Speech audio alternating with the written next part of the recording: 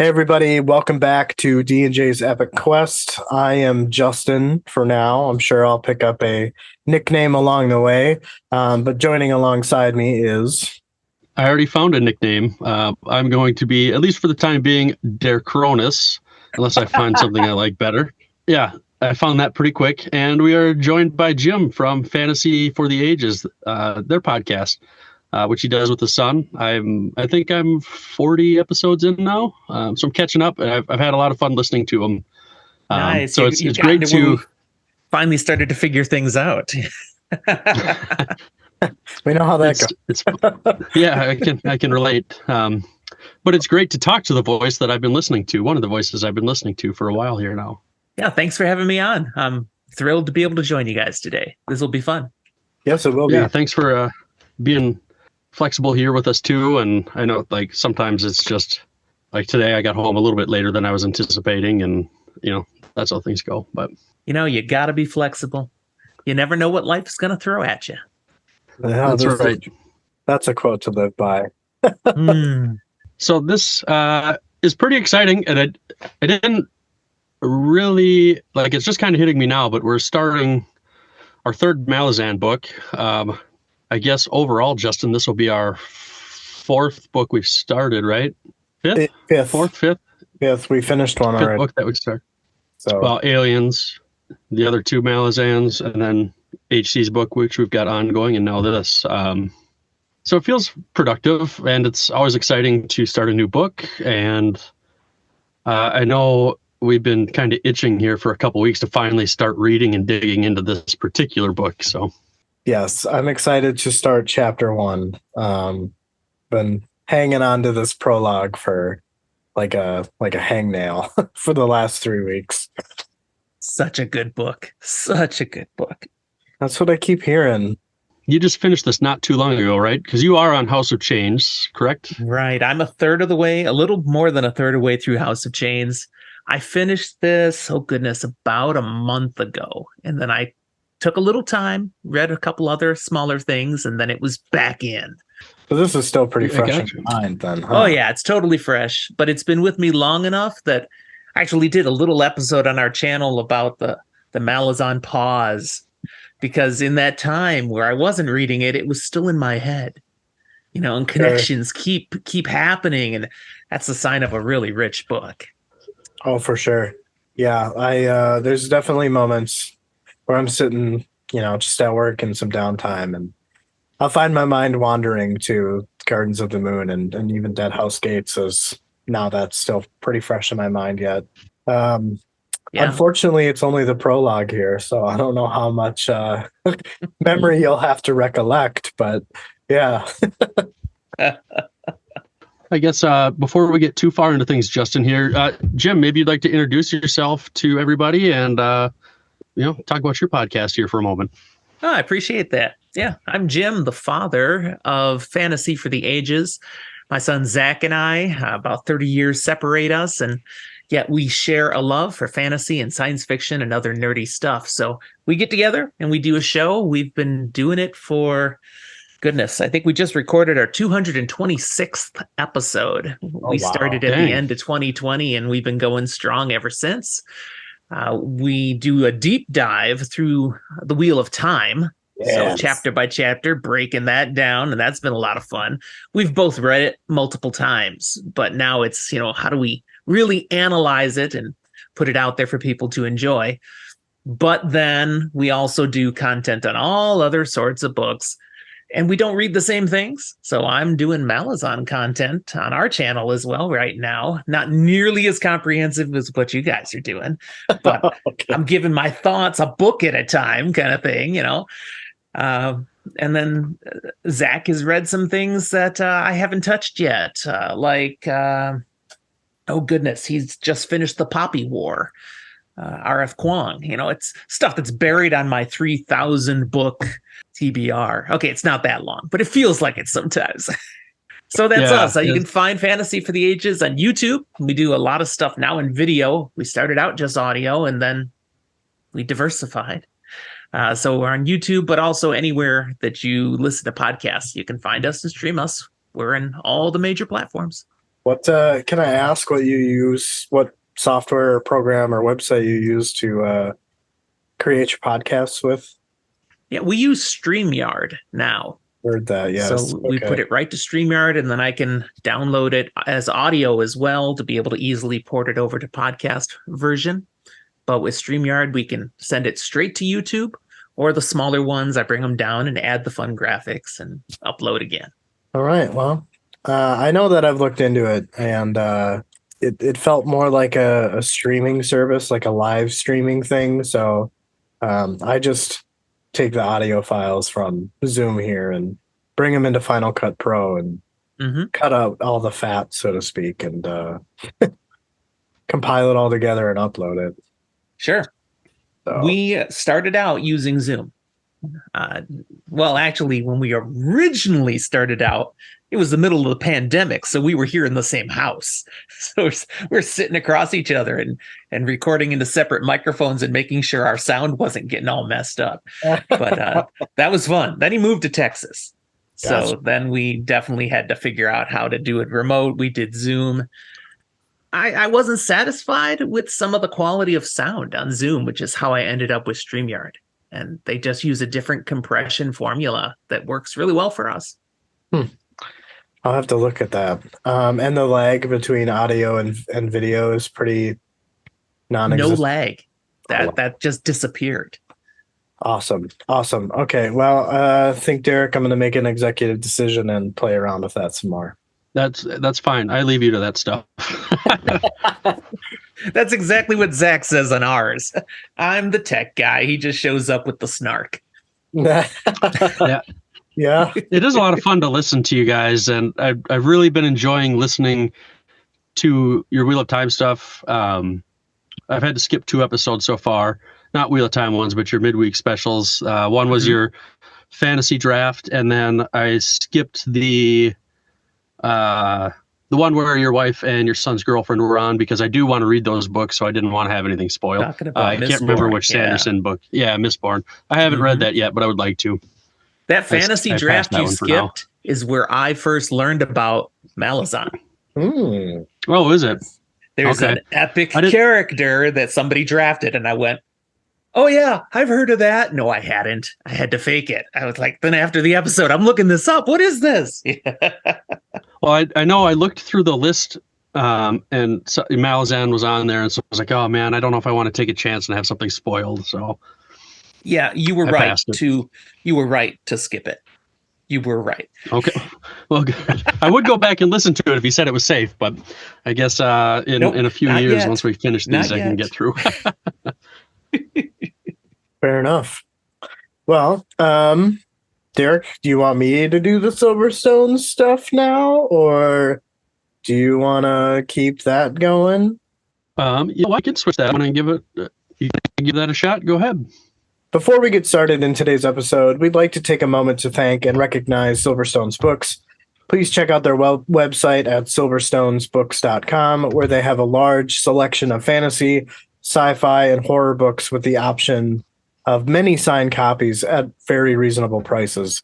The store carries a large number of indie authors, so help us help them in supporting self-published authors.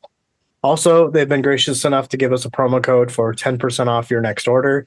That code is DJ Quest, so check out their site and pick up a book. Save a little cash while supporting some indie authors. Also, I know I'm pretty sure I talked about this last night, but they are in the hunt for a physical store location now, and they have a GoFundMe set up for that. And if you donate to that, they will in turn give you a coupon for half the amount of whatever you donate off your next purchase as well. So I don't know how long that'll be going on for, but kind of a cool thing. Our patrons, in order of subscription, we have Jan the Picker of Pies, Luciana Itrigan, Ryan the Topological, Damien the Rock of Faces, Nate Fiddle Me This, Shield Anvil Dillon, and Quartermaster, Master Sergeant, Lieutenant Parker. Thank you, guys. We love you and appreciate you to death. I'll second that. They're not even my patrons, but I'll third it. There you go. Well, they all appreciate patrons and in the podcasting world. Definitely. It takes a village for sure.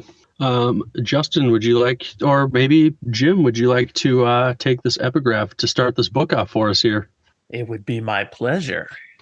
The ancient wars of the Talanamas and the Jaghut saw the world torn asunder. Vast armies contended on the ravaged lands, the dead piled high, their bone the bones of hills, their spilled blood the blood of seas. Sorceries raged until the sky itself was fire. Ancient Histories, Volume 1, Knik Kabaran.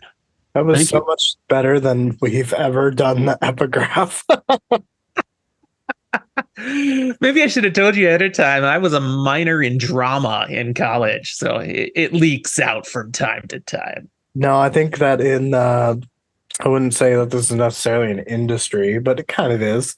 That's probably an essential trait. So Yeah, no, that was a lot of fun, and just from listening to some of your episodes, that's why I was hoping you would like to maybe voice Calor a little bit later on, just because like I could, while I was writing this stuff down for our summaries, I could hear you saying it, so that excited me. Oh, I'm looking forward to it. My brain's been whirling ever since. Awesome.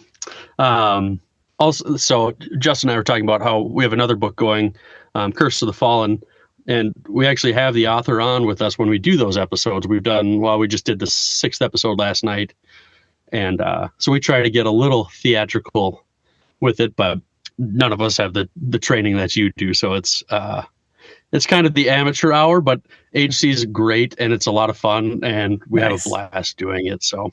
All right. Well, I got to get used to going here first again. So, first section here. Maith Ki'im, Pogrom of the Rotted Flowers, the 33rd Jaghut War, 298,665 years before bullshit or burn sleep. Swallows flew and danced in the clouds over the mudflats. Though the sky was gray, it had lost its wintry gleam, and the ravaged land held an air of healing within it. What had once been an inland freshwater sea, the Imus called the Jaghut, which was born from the shattering of the Jaghut ice fields, was now in its own death throes. Despite the abundance of knee-deep water, there was new land that dominated the scene. The breaking of the sorcery that held the land now returned it to its natural state, but the memories of mountain-high ice remained. The land had been scraped by glaciers, and there were boulders strewn about. The silts in the ground that used to be the bottom of the sea still bled gases from within the earth.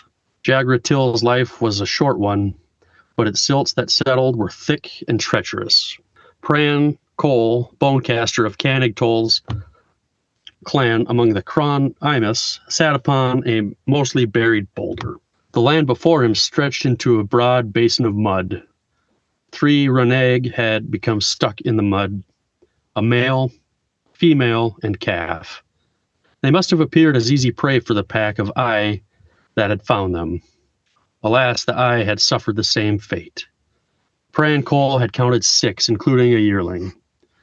The track suggested another yearling that circled several times before wandering west, likely to die alone.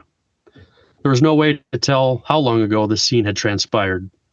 The mud had hardened around the Reneg and the Eye just the same. Spots of green had emerged from seeds carried and planted by the wind. The bonecaster was reminded of his spirit-walking visions. A host of mundane details twisted into something unreal. For the beasts, they had become locked in an eternal battle. Someone had walked next to Pran Cole, crouching next to him while his eyes remained fixed ahead. The rhythm of the footsteps told Pran who approached, along with the warm-blooded smells that were just as much a sign. Canig Toll spoke, asking what lay beneath the clay. Pran replied, only that which has shaped the clay itself. Canig Toll asked if he saw an omen in the animals. Pran smiled and answered with his own question, asking if Canig saw an omen. Canig Toll considered for a moment and said, both animals are gone from these lands. Before them is an ancient battle. These statues have depth, and they stir his soul. Pran agreed. Canig continued, saying they hunted the Reneg until they were there were none, which starved the eye.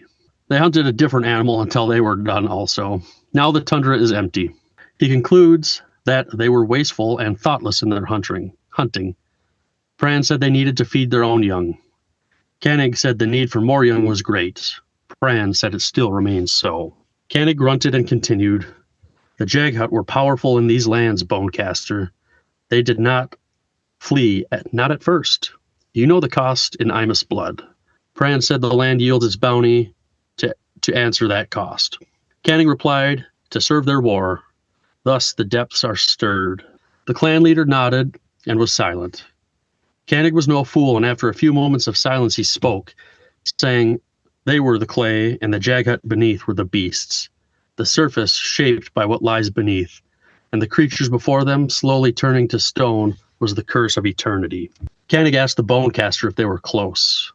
Pran looked down at his shadow. The angle of the sun made him appear nearly as tall as a Jaghut. He said, tomorrow. They are weakening. Another night of travel will weaken them more. Koenig said the clan would camp here for the night. He listened as Koenig made his way to the rest of the group. With the darkness, Pran would spirit walk, looking in the earth for others of his kind. While their prey was weakening, Koenig Toll's clan was weaker. There were less than a dozen adults left, and while pursuing Jaghut, the distinction of hunter and hunted meant little. Pran lifted his head to smell the air. There was another Bonecaster in this land. He wondered who it was and why it traveled alone. He also knew it could sense him and wondered why it had not sought him. Ooh. It was a pretty eerie opening. I remember, even though it's been 9-10 months, whatever it was, since we read the prologue to Deadhouse Gates, and that was a pretty dark prologue. This one seems dark in just a different way, more of like the setting, I guess, than the events, at least thus far. Oh, absolutely. I definitely wasn't expecting kind of get a prehistory, so to speak. So you're immediately jumped into this, and in the first two books, you don't really have an idea that something has happened before, but you really don't have a lot of those details. So it's really interesting that you just kind of get thrown in, and you just kind of pick apart some of the things that and just leave some of the things that are like, well, okay, it is what it is. So you completely nail it here, though. After those first two books, this one finally give us information, and we're getting history. We're getting background. And while it's, so far it's not a lot yet, it's still stuff that we heard about before with no context. We didn't understand. Now we start to get a little bit of a picture. Exactly. Yeah, and I know when I first opened this book and read that first line, and it says we're nearly 300,000 years in the past. Like that in itself was a jaw-dropping moment. I'm like, what in the heck? I feel a little surprised. Like that amount of time, the world doesn't feel, I guess, vastly different. I guess I don't know how much we're going to see of this time period if that comes back into play later on or anything. But I feel like technologically, or like things would be way different, but it doesn't appear that they really are. It's one of the mysteries and wow moments of this series, the scope of time that things have happened and that we've already learned in the first two books. There are characters who time means something very different than just men. And the scope to think there were people around, hundreds of thousands of years ago and are still here. Wow, their perceptions of things have to be so different. Yeah.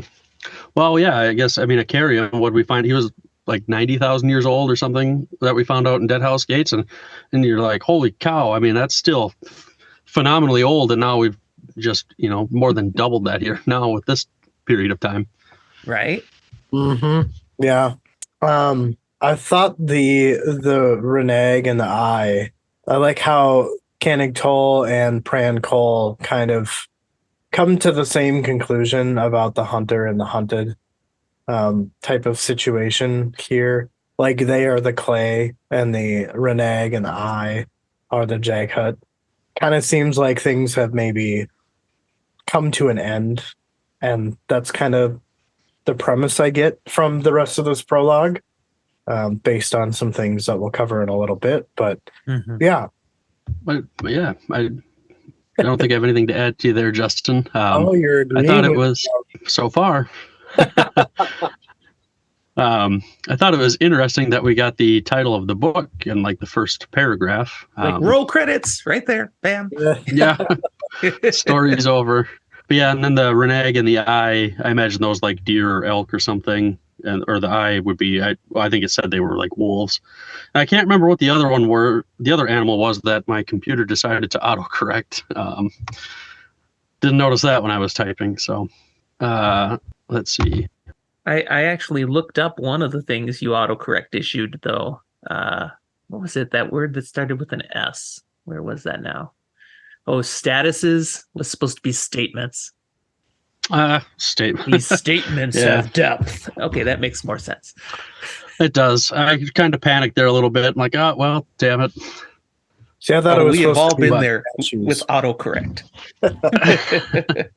It is a blessing and a curse. Yeah, that's for sure. At least it's not T9 texting. Thank you. It could be worse. Thank you. Yes. Just want to give everybody that reminder that T9 exists. Dose of reality. Come on. Perspective. Right. Although T9 for texting while driving, because you could literally feel what you were doing, you know? Boop, boop, boop, boop, boop, boop, boop, boop, boop, boop. There's people that might not know what T9 texting is, Justin. It's true. Fair. They have no That's idea. fair. Well, It's as foreign as a 8-track cassette now. they could do a little bit of research then. Yeah. Homework for the day. Hey Siri, what's Tina? You know, that's how they'll do it. My Siri picked you Right. up. Oh shit. Siri is always listening. Mine did it too. One of the statement that I liked where it says the surface was shaped by what lies beneath. It reminded me, I don't remember if it was Dead House or Garden, but they talked about how cities were built upon cities and things are a lot older than they may even appear or known to be. But that just, it kind of felt familiar to me there. I can see that. I don't have anything to add to that. Although it matches true our history. I mean, a lot of cities, ancient cities, you know, you can dig down to the 9th level, the 10th level, the 11th level, all these different times they were raised and rebuilt on top of the same pile. Right. Yeah. And I think this was my last. Well, no, I got a couple more. I thought it was when Bran was going to spirit walk looking for others of his kind.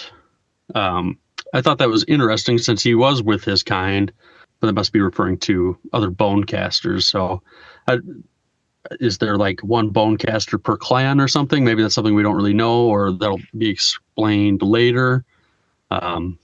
Is it like I can't think of the words. Is it like this isn't the right word, but is it like a club kind of? Clan, bone caster. Clan's the wrong word. A society, if we go for Wheel of Time. Yeah. I always imagine bone casters as like modern day mages and sorceresses is in my head until I'm told differently. The word shaman comes to mind for me. Yeah. Yeah. I think that's a good word. I also thought it was interesting that he could sense this other bone caster out there, but couldn't tell if it was male or female. But he knew that it was clanless. That seems like an odd thing to like be able to broadcast out for somebody else to pick up. So maybe, I don't know. I think we know it's a she from what we find out a little bit later, but maybe she can mask that. I don't know. Can we read into that perhaps that they are pack people? You know, they don't travel alone. They're always with their clan. They do everything together. They go to the restroom together. You know, they're always united. So the fact that she's alone or it's alone is an identifier. This one must be clanless. Okay. But it's interesting then that that doesn't seem to set off like a bigger red flag then. That it's, if he's using that to identify, which is a really good point, I would think he'd be maybe raising some alarms maybe he is. It's just not something that's on page, but that's how I would feel about it. What flips it the other way too is that and I'm reading way too much into this, but maybe that was also something they would do to ones who misbehaved. They'd kick them out, and now they're clanless. So there could be various reasons why there might be one by itself, but it would always indicate they were clanless. Right. Well, I think we get a little bit of look into that a little later in the prologue. So We do. We'll have to swing back around to that very curious thing. That was all I had. Unless you guys had anything else. No, I thought it was such a beautiful way to open the prologue, and again, while you're reading, you're like, okay, what is going on? Focus. Like, what's happening here? This stuff, but it's just like it feels just out of grasp, just out of reach a little bit. Kind of like what I mentioned before is that you can definitely pick apart some things, but like the entirety of it isn't there yet. Just starting to get the picture. But outside of that, I didn't have any other particular thoughts. I thought it was pretty, for the most part, linear, kind of introductory. Not really, because Pran, we met him in Gardens of the Moon, so it was really cool to like see him back. I wasn't expecting that at first. So, well, you ready to move on there, Justin? There's one comment in here that was said that makes it clear this is they're after the Jaghut, but it's also they're also failing. Both are to the limits, which speaks a little bit more to something else that happens in a previous book we heard about it, the choice that they're going to make. I'll just leave it there. Yes. It definitely feels like a war of, I guess, attrition. Who's going to give up first? They keep talking about how many Imus were lost. So I keep thinking about, and I always feel bad for like thinking this way, but I always go back and it makes me think to the troops storming the beaches on Normandy, where the idea was just to throw so many people at the beach that they just couldn't kill them all. I don't feel like that's a good comparison, but that's where my mind goes. I could see that. There's no way we can kill them without losing some of our own, but it's worth the price. Pretty dark. Mm-hmm. All right, then. Well, what do you say? Should we move on to the next section here? Cool. All right. She pulled herself clear of the mud and dropped down on the sandy bank, her breath coming in harsh, labored gasps. Her son and daughter squirmed free in her tired arms, crawling further onto the island's hump. The Jaghut mother lowered her head to rest against the cool, damp sand. She was defeated, and death had only to await the arrival of her hunters. The Talan were merciful. They cared not for torture, but rather a quick, killing blow. A swift blow for her and then her two children. With them gone, the last of the Jaghut would vanish from this continent. Had they not joined in chaining Reyes, Imas and Jaghut both would have found themselves kneeling before that tyrant. A temporary truce. She knew enough to know to run after the chasing was done. She knew, even then, that the Imas would continue their pursuit. The mother felt no bitterness, but that made her no less desperate. She saw a new presence on the island, and her children were frozen in place, staring up in terror at the Imas that stood there. The mother Jaghut tells the Bonecaster that she was clever, as her sense was turned to the Imas that were behind her. The Bonecaster smiled and told the Jaghut mother that there would be no bargains. The Jaghut said that bargains were pointless, as the Imas never kept their word. The Bonecaster spoke and said that she leaves the mother to the Kron clan that pursues and will find her tomorrow. The mother said that it didn't matter which of one of them killed her and her babes. The mother gathered her strength and managed to sit. She asked what it was the Bonecaster wanted from them. The Bonecaster said to offer her a bargain. Her breath caught and she gazed at her children and then back up towards the Bonecaster. The Bonecaster then nodded.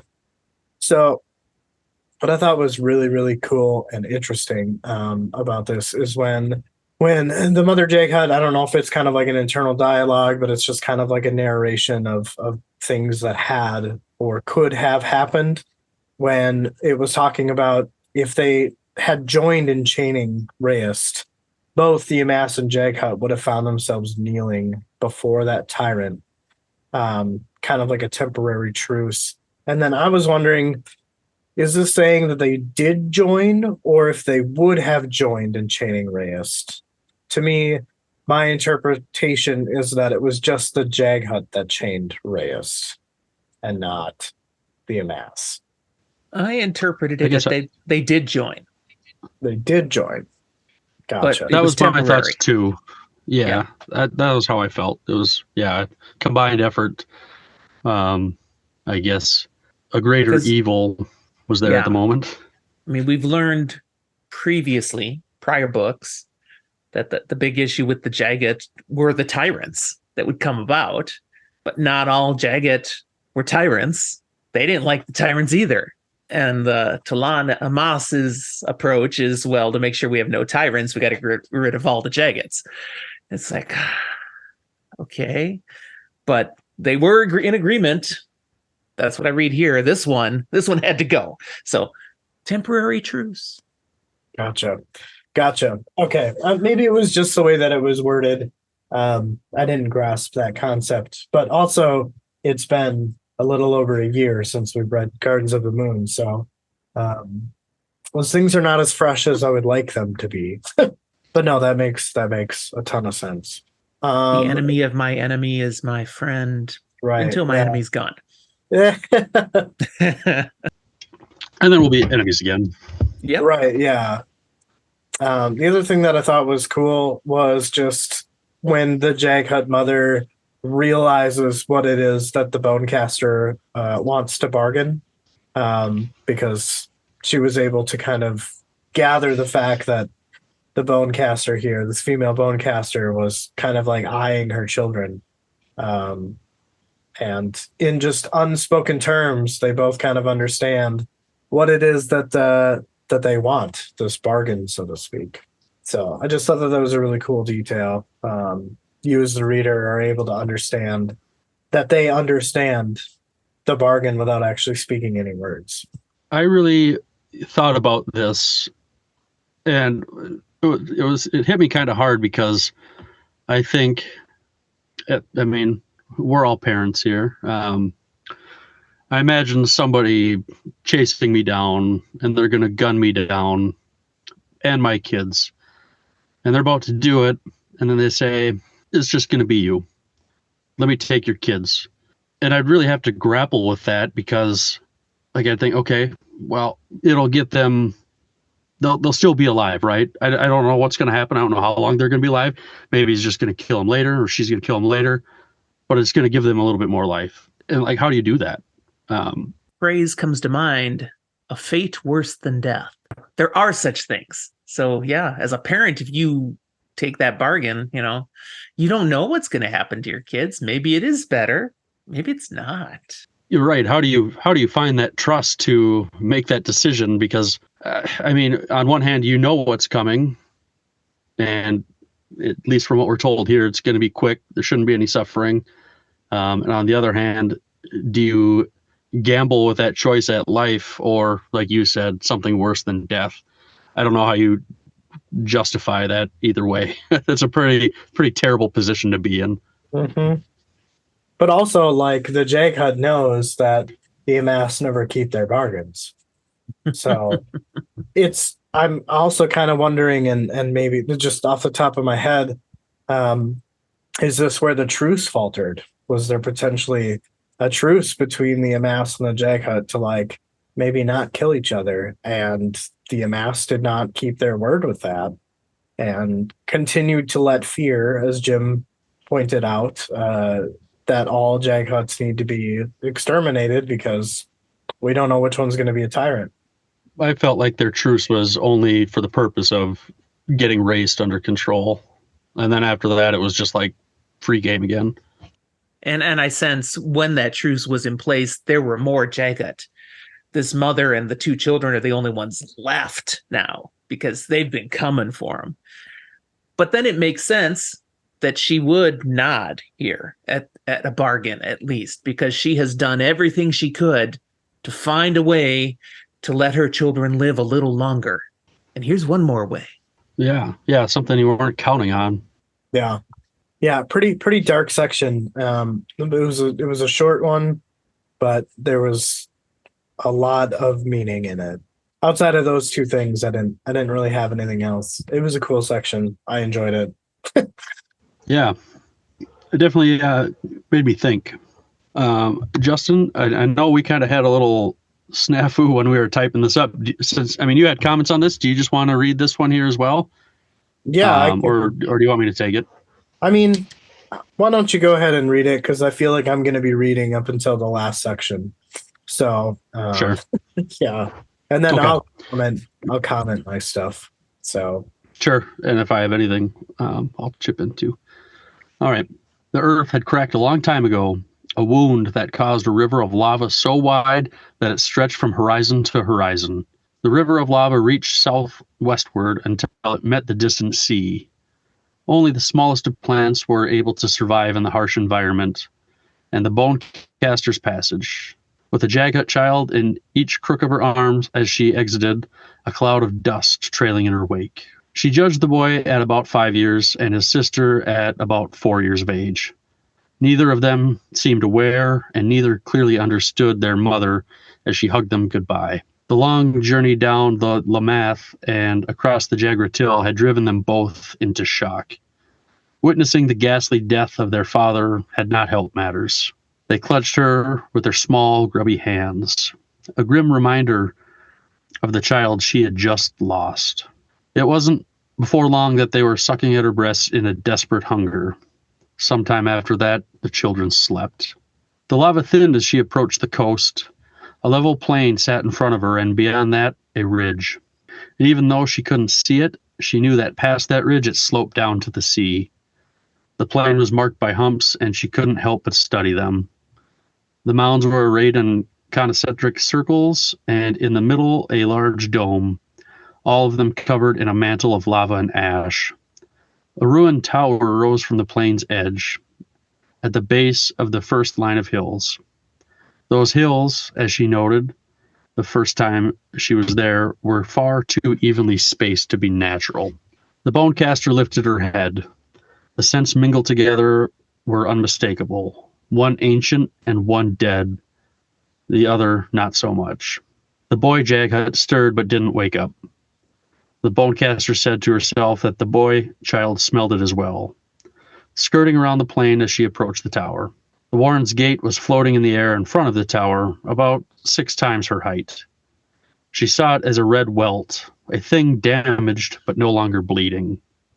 She couldn't recognize the warren. The damage, which was old, obscured the warren's characteristics. Unease rippled through her. The bonecaster set the children down in front of the tower. They were laying on their backs in a bed of ash.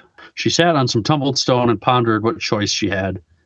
She could tell the warren wasn't Telan, but could it be Starval Demolain? Possibly, but unlikely. Her eyes were pulled to the plain, and she said out loud, "Who dwelt here? Who else built in stone?" She fell silent, and her gaze went back to that tower. Confidently, she determines that the tower is the final proof, as it can't be anything but Jaghut. The tower wouldn't have been raised next to a harmful warren. The gate is Amtos Philak. It has to be. There were still risks. An adult Jaghut within the warren stumbling upon 2 children that were not theirs might as easily kill them. She tells herself that their blood would be on the hands of another, a Jaghut. And though this was a scant comfort, the breath hissed between her teeth as she asked herself what choice she had. She would let them sleep a bit longer before she sent them through the gate. A word to the boy, "Take care of your sister," and to them both, "Your mother waits beyond." The last one was a lie, but they would need the courage. If she cannot find them, then one of her kin would. Go then, to safety and salvation. After all, what could be worse than death? Indeed. So good. So good. So I don't know if you caught on, Jim, or not, but little snafu in who was supposed to write what. And I ended up writing I just missed that second section in the book, so I thought this one was the second one. So Okay. anyway, my first thing is just when it starts off and they're talking about, only the smallest of plants were able to survive in the harsh environment. And then it's said, and the bone caster's passage. And this kind of brought me back to the events on the Solanda in Deadhouse Gates, with the Amass being able to travel via the earth. My guess is that these smallest of flowers were enough to allow this female bone caster to travel to this harsh land, which I just thought was like a really cool tiny detail. I don't know. It was so visual in my head. Like I could just imagine molten lava everywhere. All of the earth is pretty much dead, but there's just these few little flowers that manage to survive and are sprouting up in a spot that doesn't have any lava, and that is what she's using to travel there. That's a good catch, Justin. Appreciate that. Jim, any thoughts on that particular one? You look puzzled. Yeah, that's not something I'd seen it as.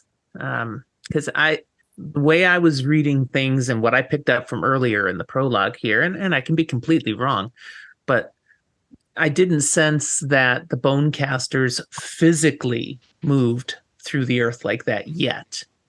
That's an ability that comes later.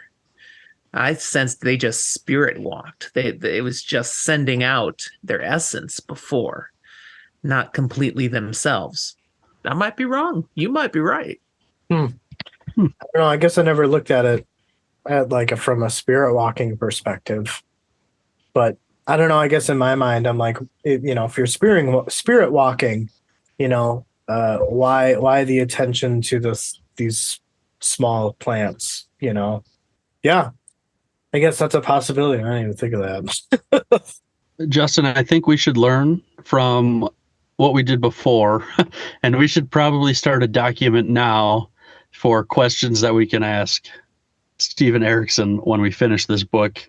And we can always strike things off as we go if we, learn something, it becomes resolved. But maybe that wouldn't be a bad idea, and that would be a good one, I think, to jot down. Whether they moved physically like that before the ritual or not. The reference from the book, from the prologue itself, I think you've in these notes you've put two things together that are pretty prose, but weren't meant to have that depth of meaning for once. Because there's a lot of things that are supposed to have a lot of depth of meaning. But to reread the sentence itself, it says only the smallest of plants had managed to find purchase, and the bone caster's passage, a Jaghut child in the crook of each arm, raised sultry clouds of dust that hung motionless in her wake. God. So it wasn't really connecting the two, but maybe it's supposed to, and I'm the one missing it. Fair enough. Yeah, it's sometimes really hard to tell with the way that he describes things. Oh, totally. And yet I love the way he describes things. Yeah. The writing is so good. When I was reading the prologue, I was like, man, this book is obviously bigger than Deadhouse Gates, longer than Deadhouse Gates. But I just felt like the font was smaller. So I went and grabbed my copy of Deadhouse Gates and opened them up next to each other. And I'm like, God damn, that font is a lot smaller than Deadhouse Gates. I wonder how much longer this book would be if the fonts were the same size. Oh my goodness. That's probably why they changed the fonts. That's funny. Yeah, no, that was definitely the first thing that I noticed too. I'm like, oh, that's really tiny. Cool. I've got that started. So yeah, whether that's a hit or a miss, I've come to learn through doing this podcast that 95% of the time I'm probably wrong, but it's the act of making these connections that make me damn happy. So, if it Totally. works, great. If not, whatever. Spirit walking is really cool too. So, and it's fun to speculate. Right. Yeah. Mm-hmm. Mm-hmm. The other thing that I picked out, and I'm sure that most people would probably find this sad unless they just are devoid of a heart, but it was just really sad, the part where were told that neither children understood their mother hugging them goodbye. Um, it was just, it was destroying. It was devastating. Like they're so young that they can't even comprehend that this isn't Mhm. even a hug, and the fate of their mother is unknown to them. Compounded by what you talk about next. Yes, yes. The other thing that I thought was really cool, and I didn't actually catch this until I read it again, but at the point where they are, sucking the breasts in desperate hunger because of the Talan's recently lost child, which is also just as sad. But at this point, it makes me think that they, haven't gone through the ritual, and it was that word breasts. So I'm like, wait a minute, undead humans don't have very much flesh, so breasts probably wouldn't exist. So that was when I kind of like put it together, like, oh, like these emas are still human. This is before the ritual. I did not make that connection that early either, and wouldn't have unless you talked about it right now.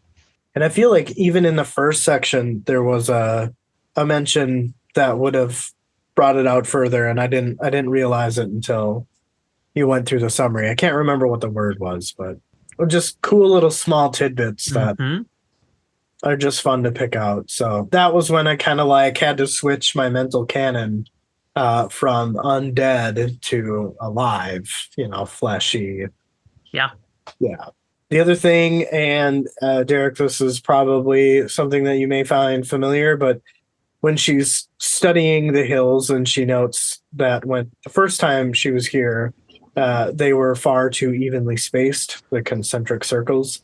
And it reminded me of a line from a movie you should know, and maybe Jim, you do as well. She's observing that these hills were man made, and God does not create in a straight line. And that's, Prometheus. yep, from Prometheus. That I've always just, for whatever reason, that statement just hits home, just from an artistic perspective and a visual perspective. So it makes a lot of sense to me. It reminded me of, you remember in Dead House Gates where they're at the sea and they see all these mounds and stuff? That's what it made me think. I don't know if these are the same things or not. Maybe it is, because it said the sea is just below the hill or whatever, but um, that's what it made me think of. It reminded me of those. I mean, yeah, I don't know. I guess I've mulled over a lot if whether this continent is the seven cities or not, but I'm leaning more towards not. I feel like we're probably a little biased because we just read Dead House Gate, so that's the freshest in our mind. But I guess, yeah, I didn't even think about which continent it would be, but that was just the vibe I got from it. It felt similar to those, even though it may not be the same. sure. And I'm assuming that all continents had the Jaghuts built up ice over all of these continents to make it harder for the Amass to track them, is from what I've gathered from Dead House Gates. Can't remember what part or what chapter that was in, but I feel it was like something to do with Mappo and Icarium in their explanations of their brief histories. Well, not brief histories, but brief history to us. Sure. The other one that I thought was really interesting is when these scents were kind of mingling together. So I counted a total of 3 different scents that she was smelling. One ancient, one is dead, and the other is neither dead or ancient, or potentially both, is kind of what I'm gathering towards this. So I'm not exactly sure what it was that she's smelling here. I don't know if it's just the Pran and Kennig Toll. Like one of them may have already gone through the ritual potentially, whereas the other one has not. I don't know. I guess, did you have thoughts on that, Derek, or Jim? Feel free to chime in if you remember how you were feeling in this particular part.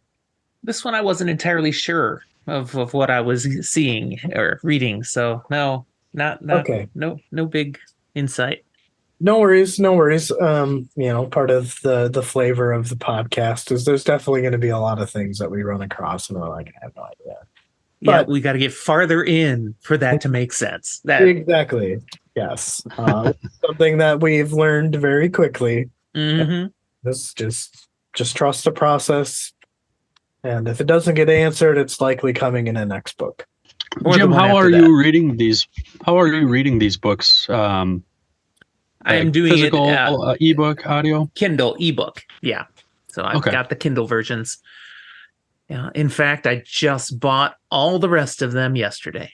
So they're all sitting there waiting in my Kindle now. Yay! Oh, did you do that humble bundle deal thing? I did. It was too good to pass up. Any Man, sorry, go ahead. oh, I really struggle with reading electronically. It probably would be different if I had a Kindle or something, but if I'm trying to read on my phone, I just find myself on Twitter or TikTok or Facebook or something. It is my preferred reading style. In fact, I'm reading something else right now. I'm always reading 3 different things at the same time because I've got something on audio, I've got something on my Kindle, and then I've got a physical book. Right now, I'm reading Night Angel Nemesis as a physical book, and the sucker is huge, and it annoys the heck out of me to hold a book that's that big because I got the hardcover.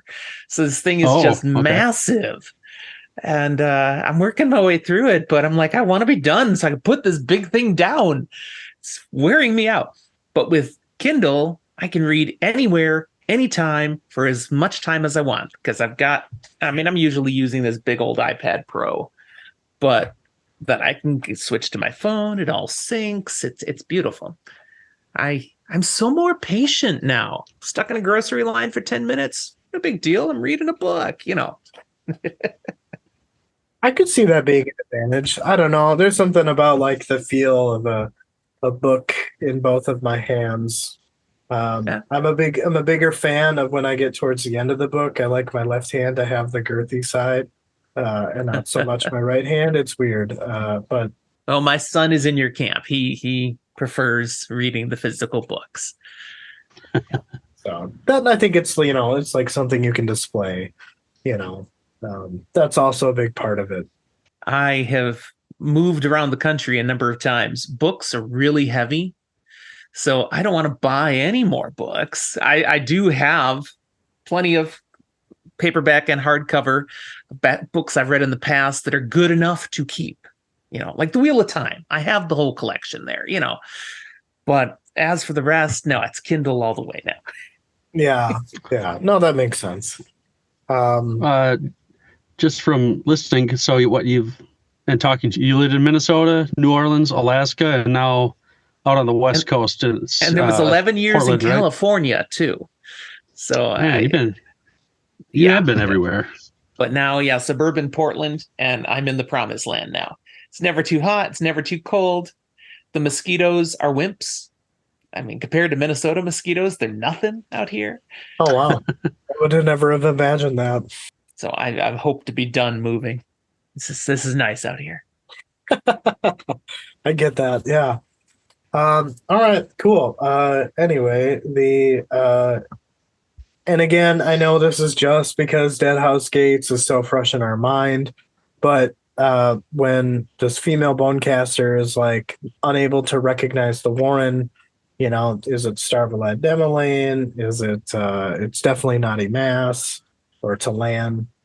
But the thing that I did pick up on is that it was damaged. It was old, and due to the fact that it was old and damaged, it kind of obscured the Warren's characteristics. So she wasn't able to more or less decipher what it was. And again, the whole Dead House Gates thing. I wonder if this has something to do with Icarium, as he is really old. However, the thing that I'm unsure of is at this point in time, I don't know if he would have been born yet, or the young Jaghut boy child is potentially Icarium. It's just kind of where my thoughts are going. Whether that's right or not, I don't know. I don't know when he was born. I know that he's like 90,000 years old or something like that, which this takes place way before that. Well, but these are not, I mean, it doesn't seem to be that these are half Jaghut either, though. Right. Or that it's not telling us, you know. Again, I'm probably very, very, very, very, very wrong. But at the end of the day, that's just what I couldn't help my mind to go there. So, An interesting thought for sure, though. yeah. I mean, I'm 100% sure that I'm not right, but I just thought it was interesting thought. Thought I would. That's one of those thoughts where, because I have read this book already and I'm on the next one, I just sit here and smile. You could be right, you could be wrong. I do know the answer, but I'm not telling you. All right. I think you need to change your percentage a little bit, Justin. I think maybe you're 99.999% sure that you're not right. Leave yourself a little bit of room there to be right, because maybe you are. You could be. I appreciate the vote of confidence, Eric, but I'm not going to take a pie on it. 0.1%. Yeah. I'm definitely not going to take a pie on it, which is fine. I'm not making any more bets. I've learned my lesson. So, but yeah, no, I thought it was interesting, and why my mind went there, I don't really know.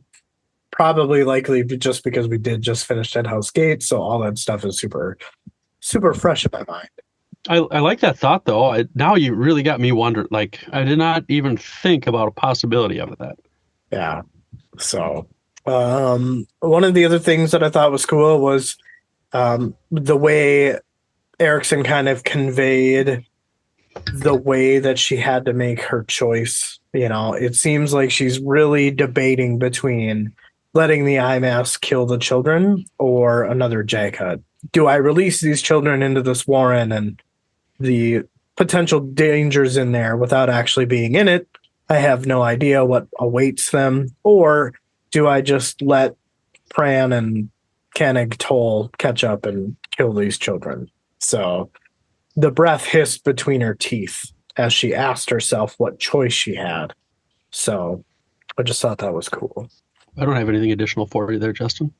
The last thing that I had in this particular section is when she's talking about if the mother could not find them, which we know she won't, then one of her kin would, then go then to safety and salvation. And it really, I get the sense that she's actually trying to save them, which kind of makes her a rogue to Lan. But I wonder what this will evidently start.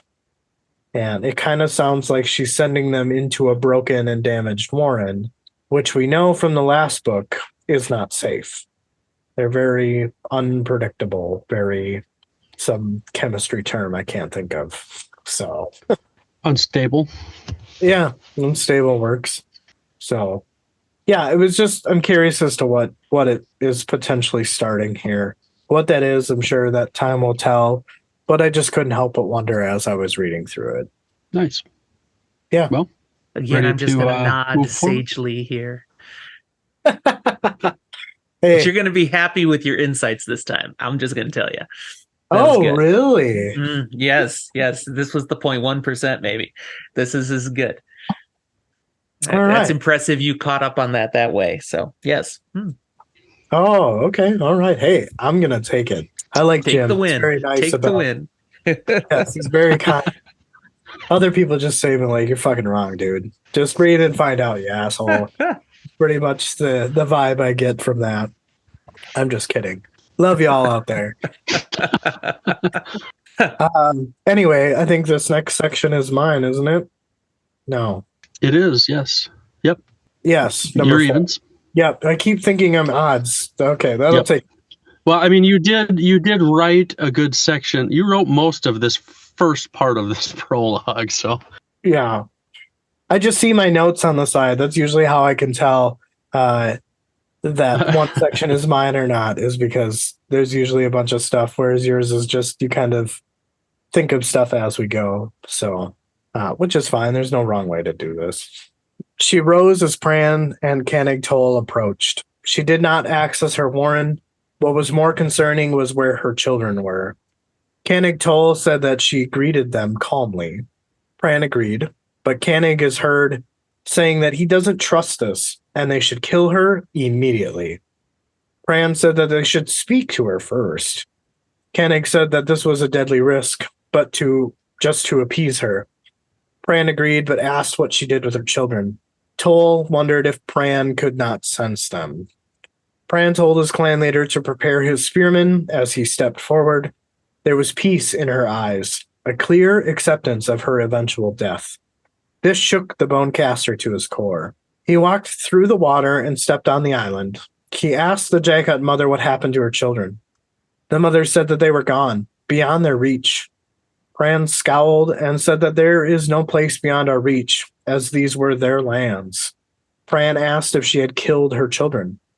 The Jaghut woman said that she always believed that the Amass were united in the hatred of her kind, but she never guessed that his kind were capable of compassion. Pran looked past the Jaghut woman and studied the soft ground. He could tell that the Bonecaster woman, the one that had eluded him in his spirit walks, had been there. The Jaghut mother explained that the female Bonecaster had found an Omtos Falak gate to the south. Pran's response was that he was glad he was not a mother. He gestured, and the spearsman penetrated the woman's chest. She staggered and then toppled to the ground. This ended the 33rd Jaghut War. Pran tells his fellow Talan that there is no time for a pyre, as they have to get to the south quickly. The Talan stepped forward to retrieve their spears, and Cannig Toll asked what has gotten Pran so distressed. Pran exclaims that the rogue Talan has taken the Jaghut's children to mourn. Pran explains that the renegade Amass believes that Rent is Omtos Falak. The blood left Toll's face, and he told Pran to get to mourn. They are not that cruel, and to go now. Pran opened his Talan warren. So, another little shorty here. Some of the things that I thought were really cool and that I picked out was just when Pran looked behind the woman and studied the soft ground. I'm assuming that he was able to see footprints. And this is what made him realize that someone else was here, and kind of combining the senses of this other Bonecaster and the footprints in the ground, which I'm assuming these guys don't have shoes, so their footprints are probably pretty unique compared to other creatures. Well, what else do you got? The other thing that I thought was cool is just where at the end there when they were like, they are not that cruel. So I'm assuming that they know something. I'm assuming that the tower is called Morn. They know something about what's going on here, or have figured out the Bonecaster's plan. But I don't know if I would necessarily agree with the fact that they are not that cruel. I mean, a massacre of Jaghut over land doesn't seem, not cruel. Granted, they don't torture, but I don't think that's anything to really gloat about. The fact that you don't torture them. And maybe it's respectful that it sounds like they build pyres for the dead Jaghut and honor them, maybe with some type of ceremony or ritual, as they are burned on stakes. But I don't know if I would necessarily say that they're not cruel. I mean, yeah, wiping out a species wouldn't be the first species they've wiped out. It's just for a different reason. I interpreted this comment as that they are inferring what this rogue Bonecaster has in mind for these Jaghut children by going to mourn. And that what that would be is, dun dun dun, that fate worse than death. That's what we're saying. We're not that cruel. Yeah, we're cruel enough to wipe them out, extinction, but not that. That's how I interpret it. That's a good point. Cool. I had a thought about that, but I, for whatever reason, just couldn't articulate it as well as you did. So makes sense. The summary comment, paints the picture so well. The blood left Toll's face right there, in hearing what's going on now. So, again, kind of, some tension building. Again, you have an idea, but you don't really grasp it, or if you do grasp it, it's not by very much. So I definitely did not stop while I was reading this prologue. I just kept going.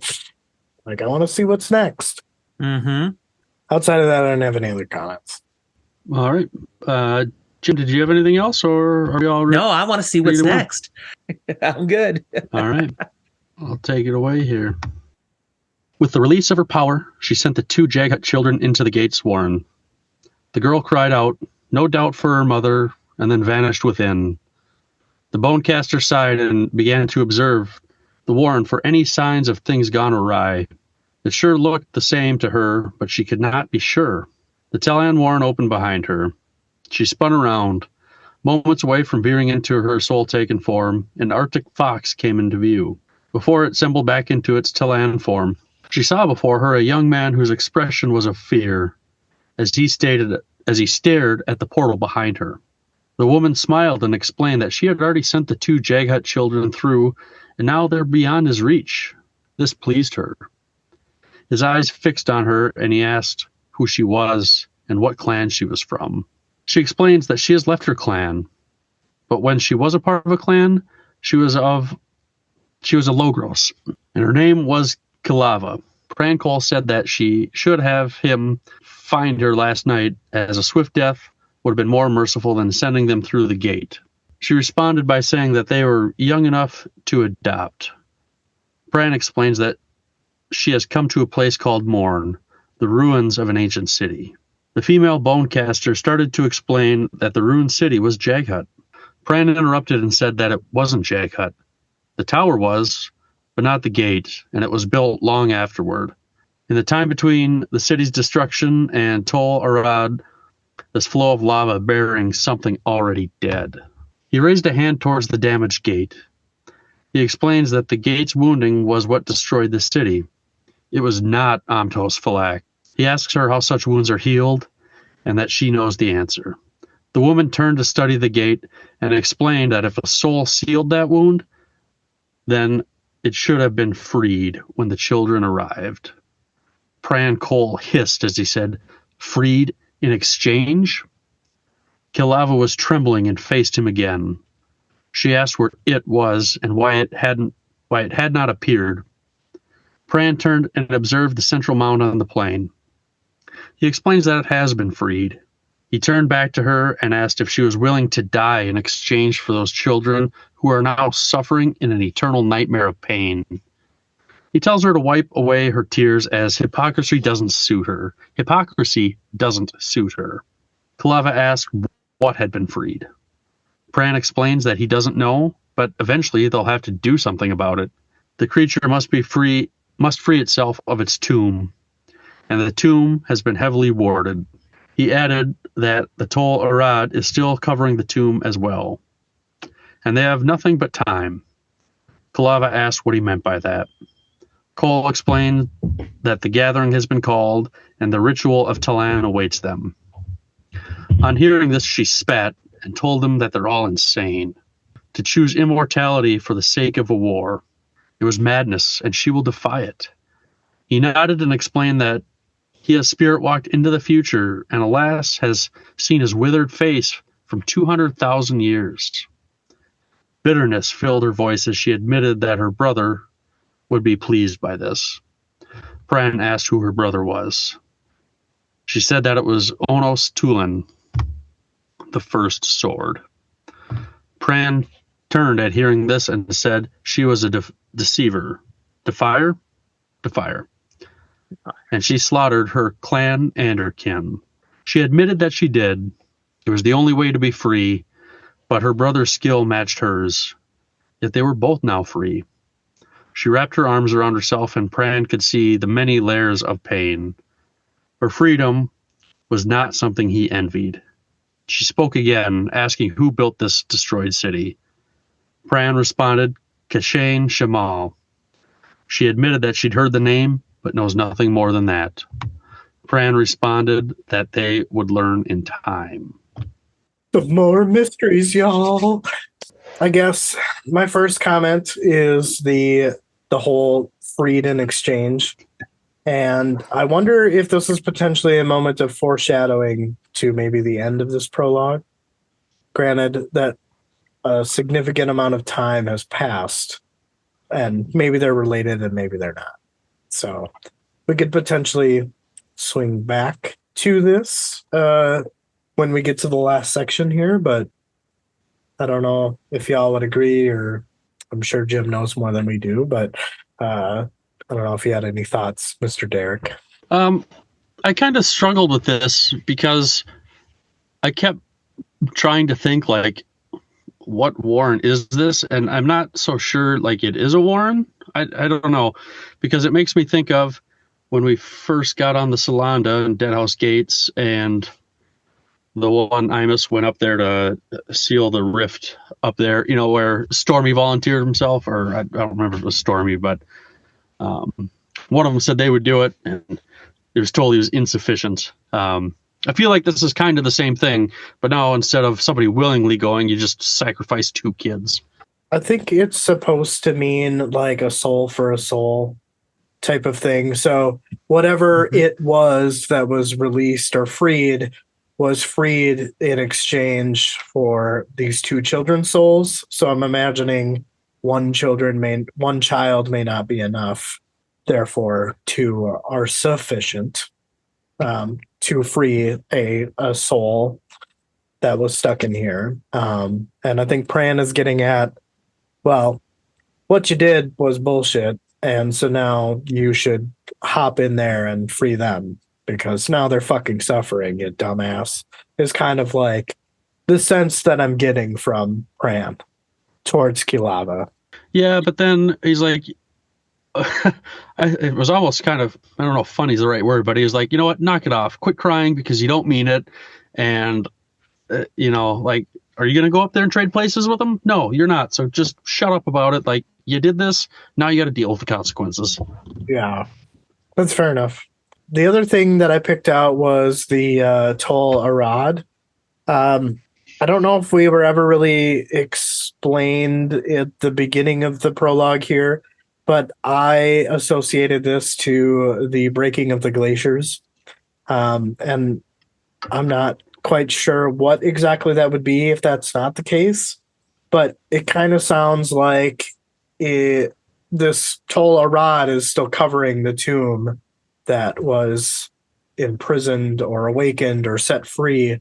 And I'm imagining that there's a ton of layers of ice still that are melting. That's what I'm assuming is the name of the glaciers and the ice melting is the Tol Arad. So they basically have nothing but time, because there isn't anything they can do about it, because there's a ton of ice in between the tomb and where they're standing, essentially. I don't know if that's right or not, but that's kind of what I associated it with. Makes sense to me, what you're saying, but not with where they're standing specifically. Sure. That, you know, they're not at where this tomb thing is. Right. Yeah. Right. Yeah. Yeah. But I didn't think that they were like on top of the tomb. I explained that wrong. But yeah, I'm glad that Tol Arad thing. Yes, I agree. It's still covering it. I like how you described it. Big, massive glacier. So the thing may be freed, but not really yet. Not really. Yeah, so they've got plenty of time to deal with whatever consequences they were. So, which again kind of alludes or is potentially a foreshadow to the last section here, is kind of where my thoughts are going after reading this whole prologue. I'm interested to see where you're thinking here, Justin. Yeah. Like when we get there? Yeah. Yeah. Oh, absolutely.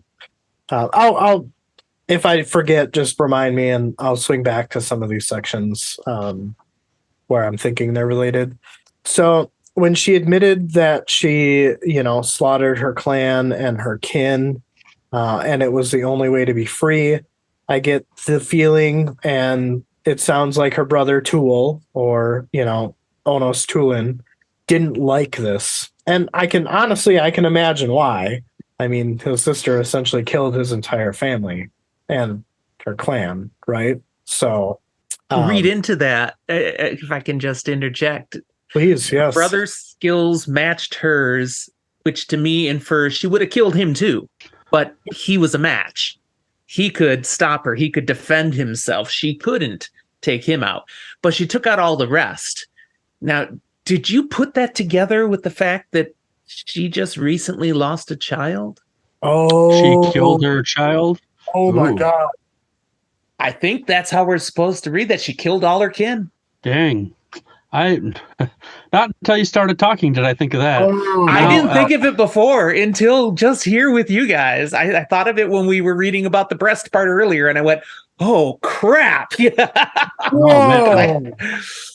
This is That- commitment, man." Woo! Oh, Jesus. That made this prologue way darker. Fuck. Mm, Man, yeah. that's a good we pickup. did.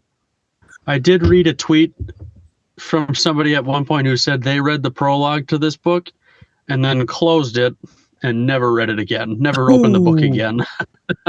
um, I mean, I'm not going to do that, but that little added layer there, I mean, I can understand why. Yeah. I will tell you one thing though. Since I finished the book, come back and read this prologue again when you finish the book, because it is a totally different experience and it's better. Okay. All right.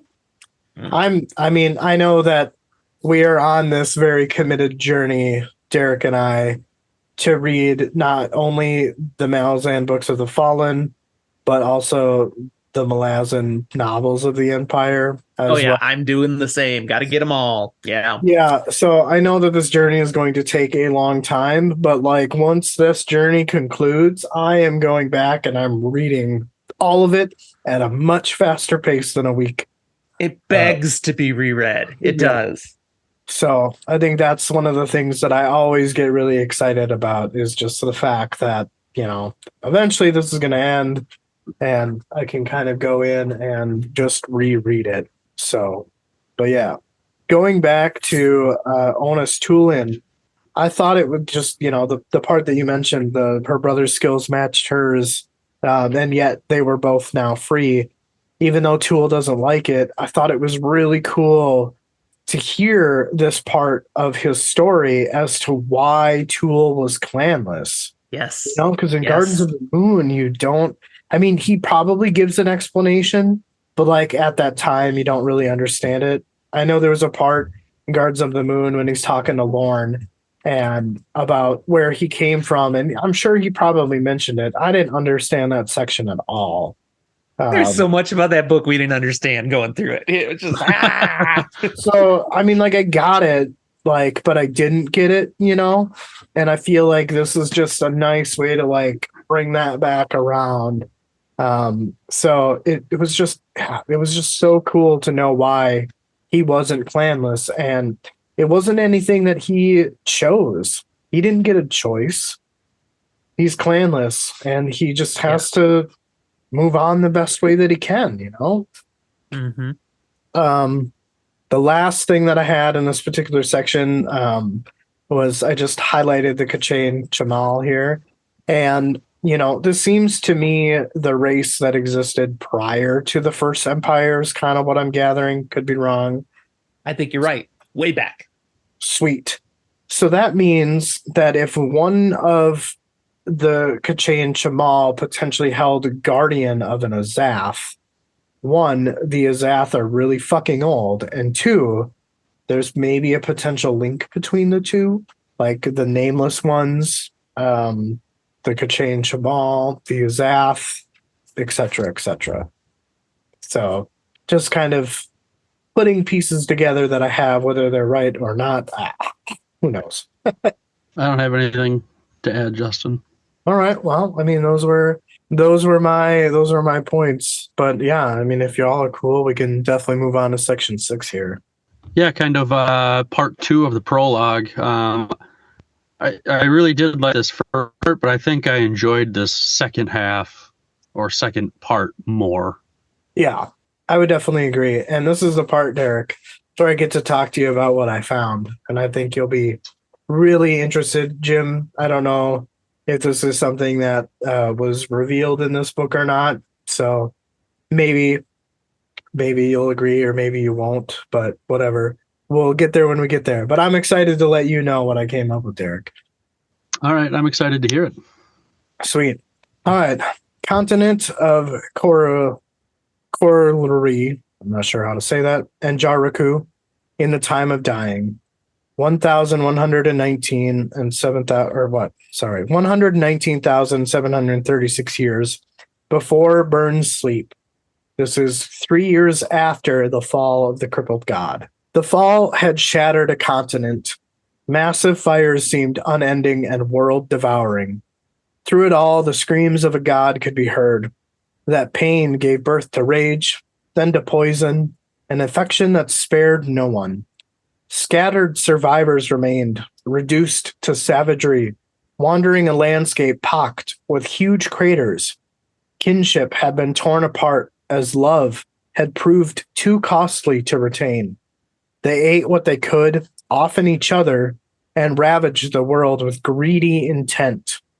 One figure walked this landscape alone. He wore rags and was of average height. His features were blunt and unattractive. There was a dark cast to his face and an unwillingness to bend in his eyes. He walked as if gathering suffering to himself or denying the gifts of his spirit. In the distance, ragged bands watched him as he strode step by step across the continent that would one day be called Coralie. Hunger might have drawn them closer, but then there were no fools left among the survivors of the fall, so they maintained a watchful distance. The man was an ancient god, and he now walked among them. Beyond the suffering he absorbed, Kerul would have accepted their broken souls. He had fed and was feeding on the blood spilled on this land, and truth be told, the power born of the spilled blood would be needed. In Kerul's wake, men killed women, and women killed men, killed children. Dark slaughter was the river the elder god rode. Elder gods hosted many harsh unpleasantries. I fucking love every fucking single line in this section. It is just so poetic. So poetic. It was definitely dark. Yeah. I did the math, and this is 178,930 years after the events of what we just read. A little tidbit. Not that that really means anything, but when, in the section when they're talking about the figure walking the landscape, and they kind of describe his appearance a little bit, I would imagine that this one they're speaking of is the crippled god. And I like how he's just described as some average dude, like not attractive or good looking, average height. But he seems to be consumed with guilt, even though his spirit tells him otherwise. Or he's just super pissed as to what caused him to fall. Kind of how I'm interpreting that section a little bit. So you're interpreting this guy who's walking the land as the god that fell. Yes. Or it's Kerul. I saw it as Kerul is the one who's walking around. Gotcha. Well, that kind of brings me to my next point. I kind of feel like Derek and I, in Gardens of the Moon, I think it was Derek actually potentially alluded to Kerul being the crippled god. I find it weird. I don't know. For whatever reason, I just feel like there's maybe some similarities there, even though we don't know anything about the crippled god. Maybe I did. I guess I don't remember. That was a while ago now.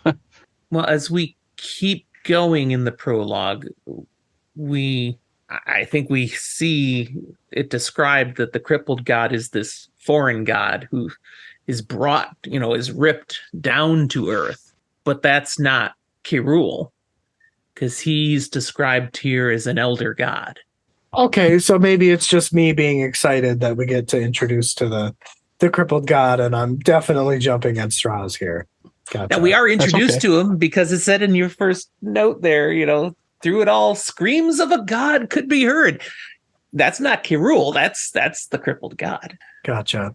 I think just the way that it flows, it makes a reader's at first kind of maybe associate the two, which is absolutely not right, as you're pointing out. And now I feel like a dumbass. But that's just no, not you. You're not making me feel like a dumbass. This is a recurring theme in the show.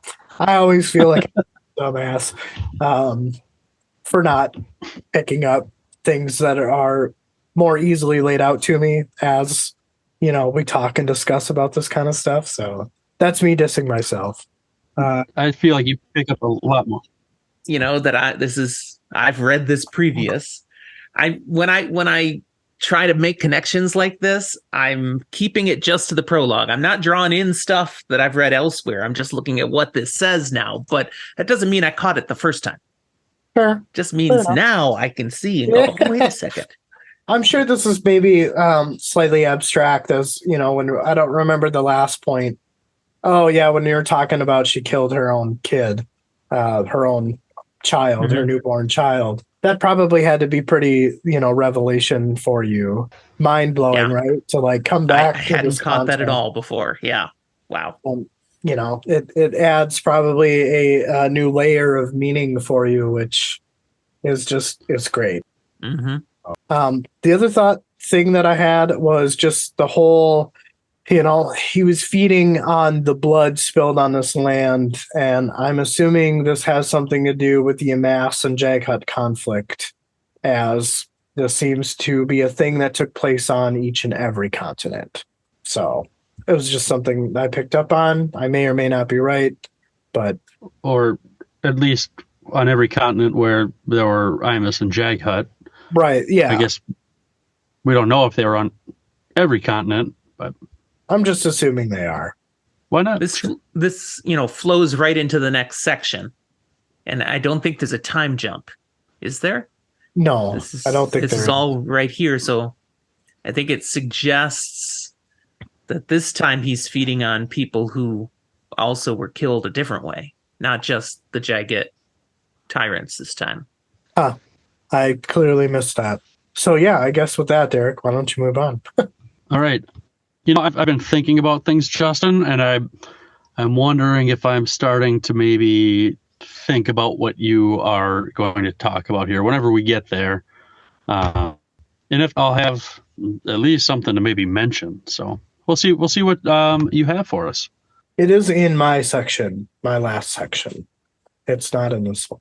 One of them is. No, that's fine. I've been trying to think my way through it. Gotcha. So can I ask a curiosity question? Sure. How do you guys read this content? Are you reading it physically or Kindle or listening? Yep, we both got physical books. Okay. Because I know our pronunciations on things are different, which is normal in fantasy. But I was curious if your pronunciations were coming from an audiobook or no, it's just how you read it. It's just how I read it, yeah. Okay. Because this elder god's name, you could also pronounce it as cruel. We did have that before, actually. Like Justin had said that, and I was like, "Ooh, I really like that." And we just kind of transitioned away from it for whatever reason. Okay. But Justin, he did have that. I remember that. When you read that he is feeding on the blood spilled on the land, the power born of this spilled blood would be needed. I mean, that's kind of cruel, Yeah. That's why the thought came to mind. No, that's great. great. Love it. That's awesome. Yeah. Is that how it is in the audiobooks? Is cruel? No, I haven't done the audiobooks either, so okay. I have no idea. I thought maybe you guys had the answer and I was wrong all along. I don't know. All right. The foreign god had been ripped apart upon re-entry to Earth. He rained down in pieces. Half the world heard his cries of pain and rage. Cruel reflected grief. It would be a long time before the foreign god could rebuild from its shattered pieces and unveil its true nature. Cruel feared that day. From such a shattering could only come madness. The summoners were dead, killed by what they had called down. They had been so desperate they had lured a curious god from an alien realm into their trap. They had sought power to destroy a single man. The elder god strode across the decimated continent, looking at the flesh of the still living fallen god. He watched the alien maggots crawl from the burning and broken flesh and bone. He had seen what they had turned into. They flew above him as he reached the shoreline of Jaghut, the sister continent of Coralry. and it's kind of a mouthful. They could sense his power, and they were hungry for a taste. Though Cruel was a strong god and was able to ignore the scavengers that trailed behind. Temples had been risen in his name. Blood had been spilled for generations. The first empire had risen on the other side of the world from where Cruel walked now, an empire of humans born from the legacy of Talan Imus, where they got the name. They had not been alone for long. On Jakuruku, in the shadow of the long-dead Kashain Shamal, another, more brutal empire had risen. Its ruler devoured souls and had no equal as a warrior. Cruel had come to destroy him and break the chains of the 12 million slaves. Not even the Jaghut tyrants commanded such heartless mastery over their subjects. No, this cruelty took a mortal human to do this to his kin. 2 other elder gods were converging on the Calorian Empire. The decision had been made. The last of the elder gods would bring an end to the High King's horrific rule. Cruel could sense the other 2. They were close. They had been friends once, but all had changed, drifted apart. This would be the first meeting in a millennia. He could sense a 4th presence as well. A savage, ancient animal tracking his scent. A beast with white fur matted with blood, wounded, nearly killed by the fall. It had one eye remaining to look out onto the destroyed land that used to be its home. It trailed, but would not come any closer. Just a distant observer to all that would soon occur. He could spare it no sadness, but understood its suffering. We each survive as we must, and when the time comes to die, we find our places of solitude. The Calorian Empire had spread from corner to corner of the Jakurukian continent. Yet Cruel saw no one as he stepped onto the land. A lifeless waste spread before him in all directions. The sky was gray and filled with dust and ash. He heard a familiar voice in his head, saying he was on the north shore. Cruel said he was in the west. The voice asked if he was troubled. Cruel spoke. He said he was. All was dead. There was a heat deep beneath the bed of ashen bone. Another voice came to his head. She said she was in the south, where there had once been cities, all destroyed. She asked if it was an illusion, if they were deceived. Cruel addressed the first voice, Draconis. He said he too felt the pain and death cry. If it was not a deception, then what was it? Draconis replied, saying he was not sure what the truth was, and asked their sister if she had reached the High King's abode. She had said she reached it and asked for her brothers to join her so they could confront the mortal as one. They joined on a hilltop. Before them, on a mountain of bones, sat a throne. The man sat upon it, was smiling. As you can see, I have prepared for your arrival.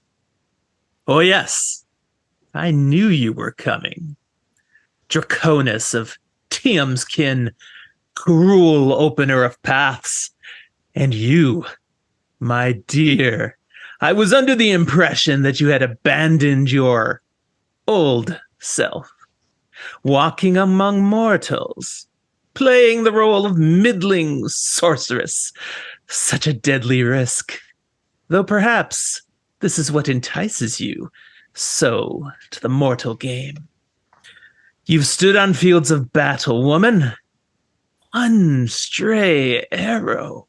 Cruel spoke, saying that they were here to end his reign of terror. Calor did not take this well. You would take from me all that I have worked so hard to achieve. 50 years, dear rivals, to conquer an entire continent.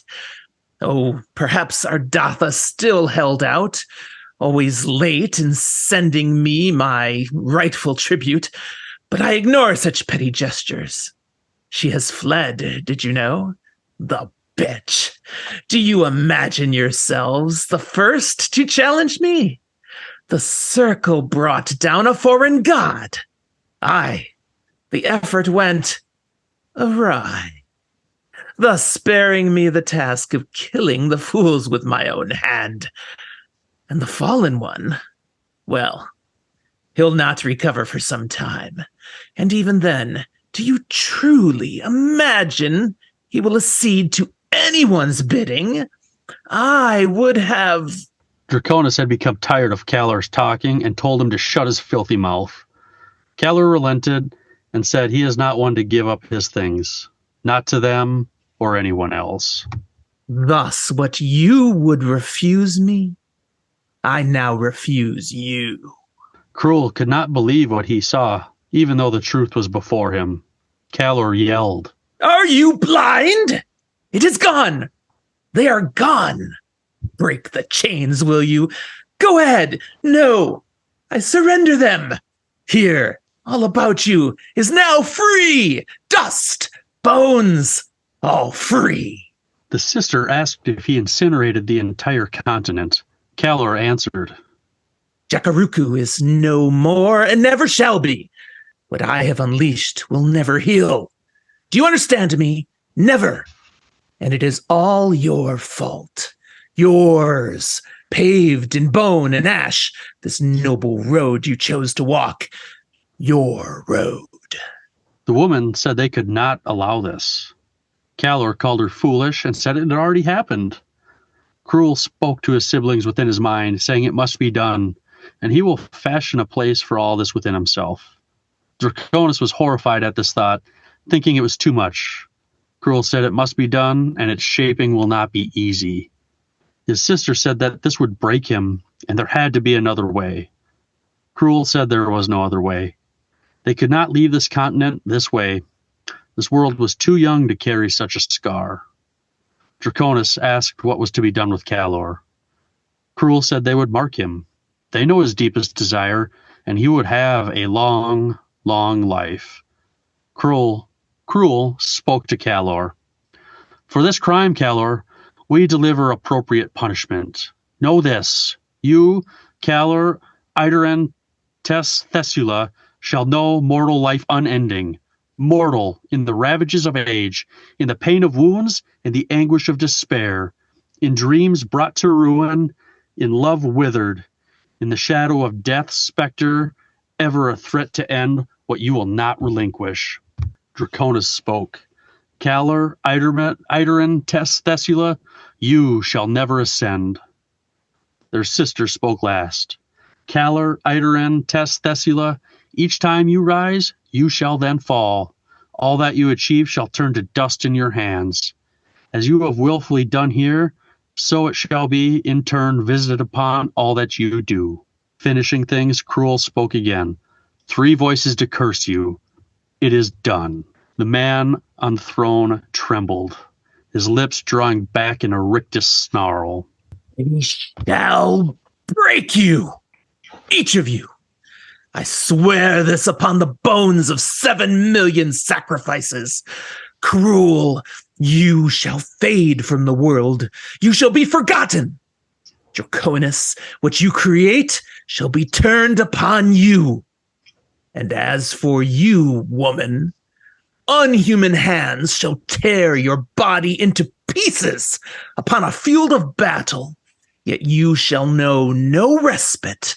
Thus, my curse upon you, sister of cold nights. Calor, Ideren, Thesula, one voice, has spoken 3 curses. Thus. That was awesome, Jim. Thank you. Thank you a lot for that. Amazing. That was fun.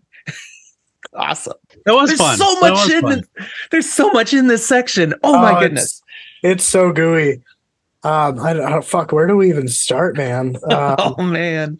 I had a couple things here, and yeah, a lot of times I don't have notes to go off of. I kind of feed off Justin, but it says the foreign god had been ripped apart on re-entry to Earth, and I don't know why I thought of it. It just made me wonder, like, is this our Earth in the very distant future or very distant past, or is it just a placeholder name and just, instead of just saying the planet or whatever? I don't really know. I don't know if there's an answer to that, but it made me think. Yeah, it's not capital E, so it could just be placeholder the Earth. It's possible. Right. I don't know. Just kind of one of those things makes you wonder about. Yeah, it is really interesting. I think that Erickson was just trying to exemplify that, the foreign god had been essentially ripped into pieces, and all of his pieces are re-entering the atmosphere and colliding with land. Ooh, meteor shower. Right. Yeah. A very liquid meteor shower. Yes. Yet packed a Open the punch mouth. clearly when it made landfall. Right. Since Yeah. it destroys that sister continent. I think we caught that from the previous section. Yep. What was the name of that one? Coruli? Coral. Corelry? Coral. Coralry. Yeah, however we want to say it. That's the one he landed on. Smashed it up a bit. I thought what was interesting is that Calor here obviously initiated this foreign god to be called upon or trapped, as they say, and delegated it to summoners he trusted to bring him down. And I guess my mind is going to like, why? Why? Well, What are the I reasons? read that different Oh, really? Same. because, again, that's the other continent. Calor had this continent, the Calorian Empire. Right. They called down the god because he was probably planning on taking them next. Gotcha. They wanted power. I think it was because he was a threat. I'm reading into that. That was I thought this, similarly that this governing body or these this whatever the circle is decided like, okay, well, we can't let this madman keep going on like he is. We got to try and stop him. Yeah, they say, to destroy a single man. I was, for whatever reason, it was in my mind that Calor had summoned this as like a way of gaining ultimate power or something, I mean, in a way, he is responsible because he forced them to take such measures. Yeah. And they destroyed their own continent in the attempt. I mean, that's a pretty big act of desperation for sure. Yes. These maggots, what they turn into, I guess I don't know what you thought, Justin, and Jim, maybe you have an answer for this, or I wonder what you thought when you read it, but to me it sounds like the great ravens that we've encountered before is what these turn into. I mean, I can see where you're coming from, but I don't know if I actually had an answer to that particular question. I don't know what they are. That's kind of how they're in my mind. I just imagine them with maggots with wings, as wrong as that probably is. But yeah, that's interesting. Maybe they do, because it's kind of ambiguous. He'd seen what they turned into. They flew above him, so there's something up there flying now. But so they're pieces of the fallen god, the alien maggots. Am I interpreting that right? That's what I'm thinking too. I don't know if like the flesh is with the maggots or if like the maggots are carrying the flesh into the sky. It could have been parasites on him and now they're free. Yeah, it's we don't know enough yet. Interesting. Huh. So, maybe I'm just way off base, but yeah, just where it says like they had a taste, or they could sense his power and they wanted to taste it. It made me think of the great ravens. I kind of like that. Yeah. So we don't know where they came from. Maybe this is it. Guess we'll have to read on and find out. There it is. There's the first one. Like, Rapho. Rapho, from right? Memories of Life. There is something in this paragraph that I want to mention that you don't have highlighted yet, but you have something else highlighted that you maybe wanted to say something about. Go ahead, take yours. That's fine. Yeah, let's go for it. Okay, well, this section ties this part of the prologue to the first part of the prologue because it names, this is the shadow of the long Kachin Shemael again. Same place where the early stuff happened. It's the same continent, same location. I don't think I picked that up. But even better, here's a connection. They name this continent now Jakaruku, which is awful similar to Raruku from Dead House Gates. Yep. I think they're all the same place. So you think it is potentially 7 cities? Yes, absolutely. Oh wow! So I really wasn't that far off. At this point, based on this stuff, and I didn't catch this the first time I went through it, but based on this now, I'm 100% sure. 100%. Huh. Interesting. Which like gives greater meaning. This is a jump back to Dead House Gates, but to Heberick's experience here in one location on this continent. Yep. And he's seeing the spirits, and they're talking to him, and he talks a lot about the pain and the sadness and the and and that took place. And one particular experience of his that's very transformative took place on a little sort of island within the desert of Uraku. And in the first part of the prologue, something happened on an island. I'm like, there's connections here. They're like, holy crap. Shit. Dang. And can't be, I say I'm 100% sure. You can't be 100% sure. I can't be 100% sure, but I feel 100% sure right now because it all ties together so beautifully. I'm struggling to remember that scene. Was that when they were in the Holy Desert, or not the Holy Desert, but when was Haboric with Felicin and she was Shaid at that point, or before? Well, no, she was. It was before that. Before that happens, when they're still struggling, wandering through the desert. Was this before Rylandris? I don't remember. Was this before Bowden's death and Culp's death? It was before Bowden's death, and before they got into that like cave system where there were a city above them. Like just before that. I think. All right. So kind of like little before the middle of but that's probably why I don't. Okay. So that's cool. That's really cool. This is fun when like you talk to other people and like we all read these same words in this book and we're just drawing different things from it. Yeah. Blowing each other's minds. God, that's baffling. Yeah. I hadn't put the connection of the name together because honestly, Jaghut hadn't stuck with me. But this time I'm like, Jaghut, Raruku, come on. It's, so much time passes. That's awful close. That makes sense. It is, yeah. Yeah, and even just, with what we know about, etymology, the origin of words, right, is sometimes those words change, they evolve, they turn into something else. You look at Alexandria, right? Yeah. And how many times that particular city has changed names. So, right. So, yeah, that's cool. I'm going to sit on that all night. I know it. All right. Anyway. First Empire. Humans' First Empire, but the Imus also called themselves the First Empire, and I feel like I remember hearing that there was a scuffle about that and the term of who was the First Empire. You guys remembering anything about that? Very vaguely from Dead House Gates, yeah. Yeah, humans have a long pattern of thinking very highly of themselves.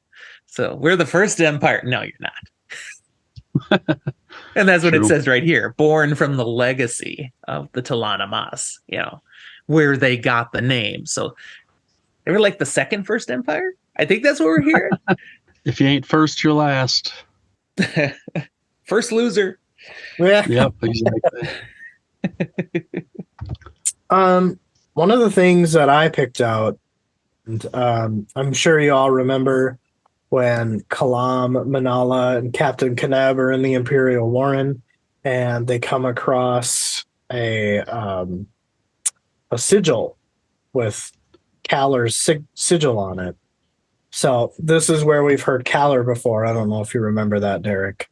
But all I remember is I thought they said now he is what the hell's his name? Brood. Who? Like Animander, like the guy opposite of Animander. Kaladin Brood. Yeah. I thought he was like his second in command now, I thought. Or that's what I thought I remembered hearing in one of the other books, is that he was... I did fuck that up during that episode, though. I did have a little bit of a dyslexic moment where I thought Prince Kaaz was Kalar. But Maybe that's what I'm holding on to. Kalar is mentioned previous because he is part of that fighting force. Right. Yeah, he is mentioned earlier. Okay. But he's not the same as Kaladin Brood. He's another guy who's there with Animander Rake. I thought he was with Caladan Brood, is what I thought I remembered. I think you're right. I think so. Okay. I just know he's part of that side. I don't remember exactly how they broke out each side, but I think you're right. I think he's with Kaladin Brood. Well, what the heck? I mean, now how do we go from here where he's a madman to where he's we're gonna have to keep reading. I don't know what to think. It's because of the curses. The curse. It tells it right there. Oh, It's because of the right. curses. I know that, but still, like, how does anybody trust this guy? Like, I feel like it's got to be like widely known that he's cursed. Because if he rises, every time he rises, he'll fall. But he is still that talented guy. He conquered a whole continent. He has those abilities. So I guess they try to use him and then dump him before something goes bad. I don't know, but you're right. I mean, I don't know. That's not a guy I'm going to employ. I mean, it's strategic as hell. I would. This curse, though, man, because he's just a human, is what we catch here. He's just a human who's conquered this whole thing. He's not some immortal being, and they've made him immortal without making him immortal. And without the ability to ascend either. Right. You're just stuck now, but you're going to continue to age. You're going to feel every year. You're going to, So the arthritis is going to be real. You got to wonder, if he's still around and, part of their army now in our current time, how is he managing that? He's got to be in shambles. Or there's some, I don't know, some herbs, some magic, I don't know, something. Because obviously if he's how many thousands years old, but he's mortal, he's not all that spry. I mean, think of the smell that guy is. Like, he is. Well, I'm sure he's incontinent by now. I mean, come on, He's a living embodiment of alive to lamb. That's funny. Yeah. There's a lot of ooey gooey stuff. But the one thing that I'm super proud of is when Calor curses Sister of the Cold Knights, and this is fucking Night Chill.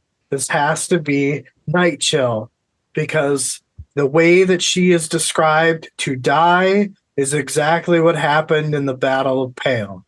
I love that catch of yours. I didn't catch it, but I agree. That's got to be Night Chill. Oh, like just now? I didn't catch it before. Nope. Oh, wow. Didn't. Damn. So when I was looking at what you'd prepped, what this was here, I was like, oh, crap. Yes. Because they make a point of not naming her. Right. I know. Right. Leave I it kept thinking, mysterious. who is this? I remember we talked about that, Derek, after we read the prologue, and you're like, I wonder who this chick is. And then I read it again, and I read the part where the unhuman hands, and even the part before, like when they're all talking to each other about, are you still, hanging out with mortals and disguising yourself as some type of sorceress? And I'm like, oh my God, it's Night Chill. Mm-hmm. And there's a little section in the next section that we'll eventually get to where Belurden kind of comes up in a weird way. And think about that curse too, and what we know. Well, what happened to Night Chill. I'm trying to think how much of this. What's that? Yeah, but something happens right at the end that I don't remember. With Night Chill, she gets put into a bag and lugged around for a little while, from what I remember. Okay, but there's a little bit more that the book said happened. Making me think a long time ago. Soul shifted into her body. Tattersail soul shifted into her body. Into a new body. Right at the end, there was suddenly that little girl. Yep. And so when it says to the Sister of Cold Knights that your body will be torn into pieces on a field of battle, yet you shall know no respite. Even at that, she's not gone. I'm like, that nails it. Yeah, right there. That's Night Chill. Had to be. Bam. So Tattersail is Night Chill reborn. Kind of. In a way, Sorta. it's a Wheel of Time. Yes. And there's more to it that you're going to learn about as you continue through the book. So Oh God, that just gives me so much excitement. So much excitement. but man, I am getting my full benefit of coming onto this show with you guys. This stuff is great that I We didn't don't try catch to before. all the time. You're brilliant. We had to make it worth your while. Right. Oh, 100%. I mean, it is surprising, and Derek and I both would agree that we can contribute the amount of detail here to the fact that we're reading these chapters multiple times and then we're summarizing them. You know, so each time we're going through it, we're kind of having like a miniature reread. Yeah. Over and over again. But I really appreciate you calling that out because I feel like as first time readers, that kind of is our draw for people to listen to this episode or these podcasts is Sure. people who have read the series who are like, oh my God, I never picked that up when I first went through it. Or even just the people that are struggling with the series, you know, just to revel in the fact that there's these two guys who are continuing onward, even though they probably don't know anything. Yeah.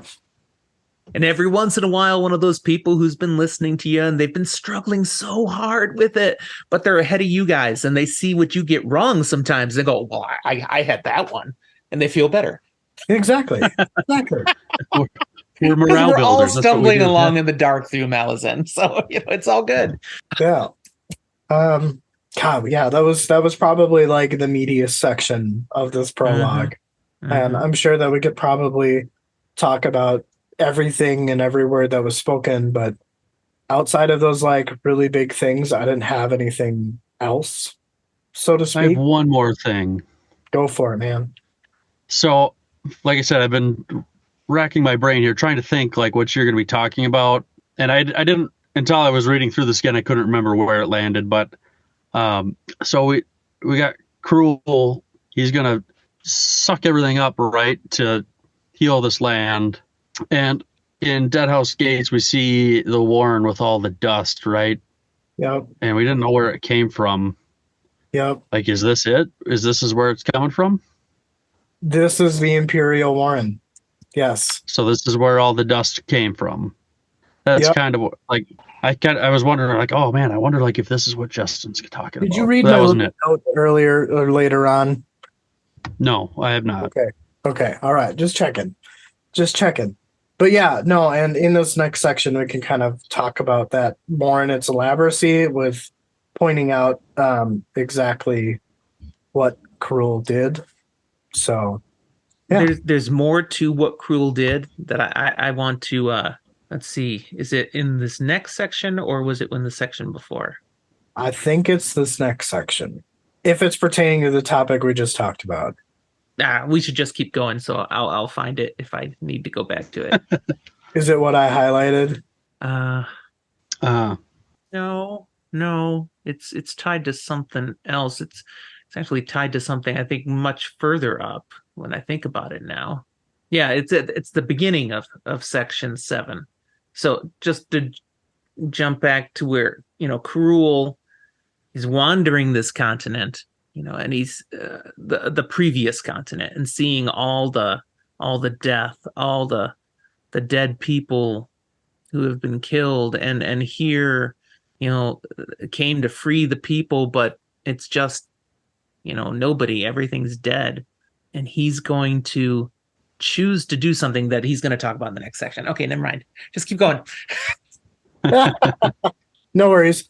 Yeah, these you know, these two sections, in my opinion, are the big rise in this prologue. So, thankfully, it's a little bit of a short one, so I'll read on, and then we'll just continue our conversation.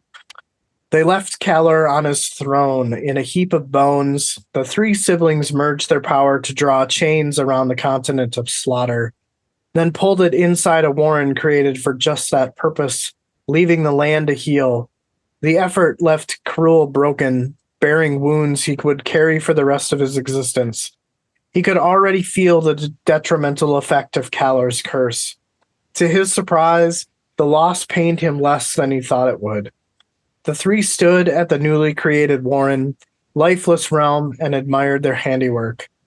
Draconis, said that since the time of all darkness, he had been forging a sword. Both Cruel and the Sister of Cold Nights turned to this, as they had no idea. Draconis continued on to explain that the forging has taken a long time, but is now nearing completion. The power within the sword possesses a certain finality.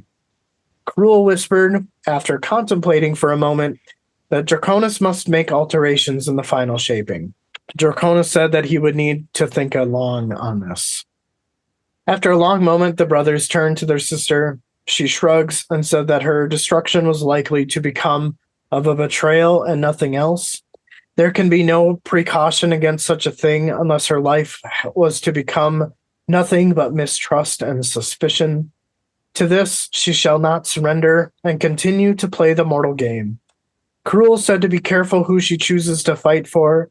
Draconis advised to find a companion, and a worthy one.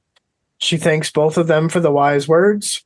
There was nothing more to say. The three had come together and achieved what they had set out to do, not in the manner they had wished for, but nonetheless had achieved it. The price had been paid willingly. 3 lives and 1, each destroyed. For one, the beginning of eternal hatred. For the other 3, a fair exchange. Elder gods, it has been said, embodied a host of unpleasantries.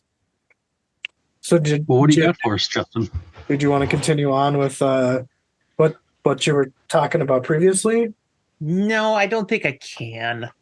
I think it oozes knowledge you don't have yet. Gotcha. As I ponder it, but yeah. All right, fair enough. Maybe what we'll have to do, Derek, and I apologize for the impromptu, but maybe we have Jim as our wrap-up guest when we finish the book, and we can talk about all this stuff in length without fear of spoiling the book. There we go. That could be fun. Of course, by then I'm trying not to spoil House of Chance.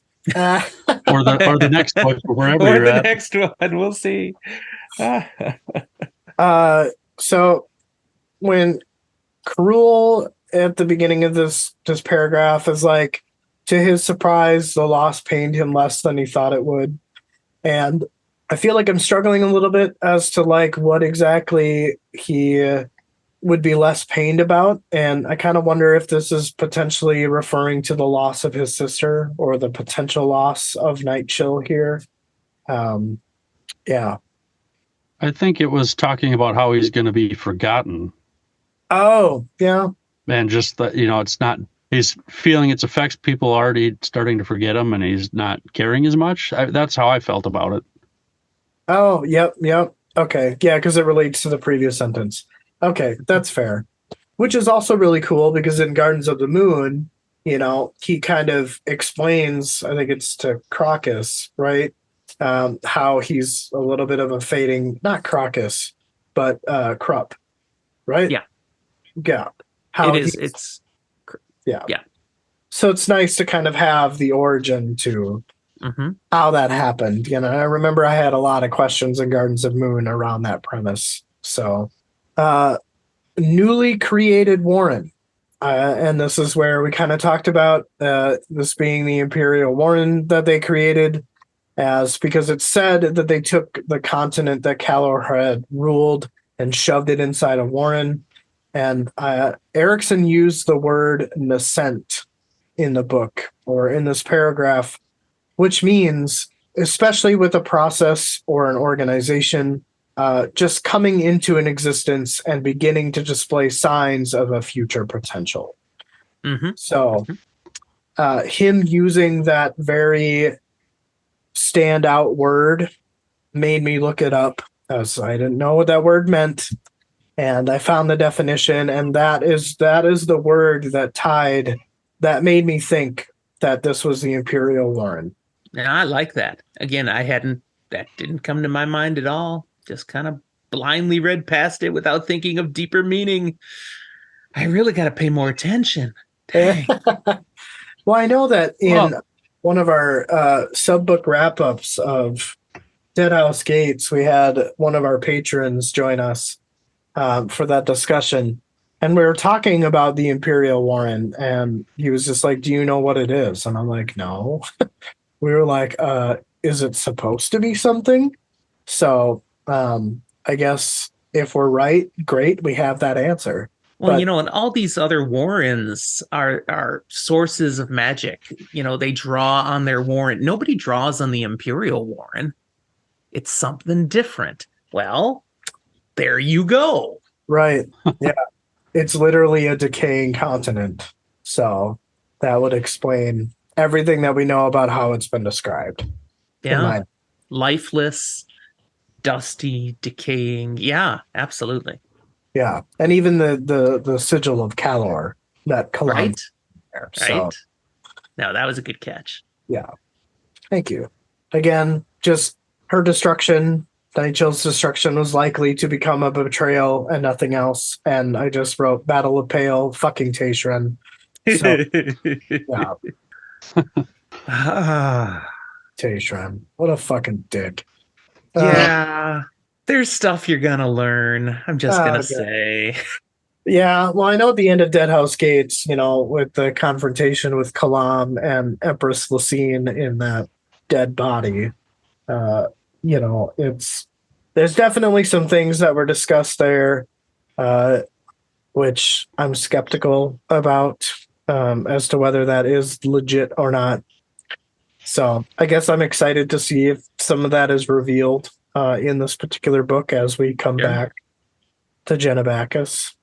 You know, for a lot of people, Memories of Ice is their favorite book of the first 10 books. There are reasons. And, you know, I did a recent episode talking about these three books, just how they compare, you know, and I say Gardens of the Moon is like gatekeeping. Erickson was gatekeeping, man. You know, you can't read my stuff unless you can get past this book. If you can understand this, then you're good enough. All right, come on in. Let me give you a taste more. Then he throws Deadhouse Gates, which is just, you know, test your patience. You have to have enough endurance to make it through the book at times. But if you do, heck of a payoff right at the end. Yeah. Well, Memories of Ice is the reward because you made it through the first two books. Okay, enjoy. Interesting. And that's how I feel this book is like, man. You guys, your minds are going to be blown by the end of this book. Okay. Fuck yeah. Awesome. I'm excited for that. I am really You excited. should for be. Yes. that. I'll probably read this first chapter tonight now once we get done. Oh, for sure. Yeah, that's totally my plan. Because I don't have the kids this week, so I've got lots of time to read it. The last thing that I had in this section was just the fact that the elder gods had been said embodied a host of unpleasantries. That's the second time we've heard this. What it's really referring to, I guess that part eludes me, but it doesn't sound good. I don't think No, so. it doesn't. It doesn't. So yeah, I'm. That's all I had for that particular section. I was so mind blown with the whole Imperial Warren and Night Chill thing, and also, Derek, we had a little bit of a conversation about Draconis and the sword. That's got to be Dragnapur, and the curse is that what was created will be used against him. So I have a feeling, based on what we know about Dragnapur, is that it's kind of like an Inception type thing with maybe not so many levels, is that Draconis is stuck inside the sword. It's very interesting. And I feel like I lean to agree with you, but there's just that little bit of doubt in me also. So I'm not sure, but I would probably lean more your direction there, Justin. Well, also, so this is also making me think between the two books. You remember how Ganoz in Gardens of the Moon somehow, I'm assuming, sets the two hounds free that were killed by the sword, right? Mm-hmm. Yep. You remember that, Derek? Yep. Okay. So when Cruel says in here that he needs to make alterations in the final shaping.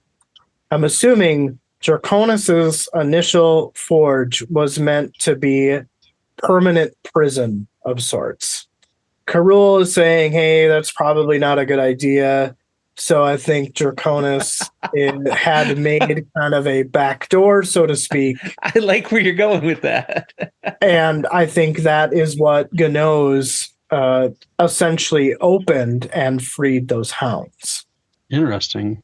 Hey, well, I mean, any prison, you can break out of any prison, right? I'm happy In to theory. tell you, you'll get answers in this book. I ain't telling you what, but you get answers to what you're speculating on. Love it. Yeah. Love it.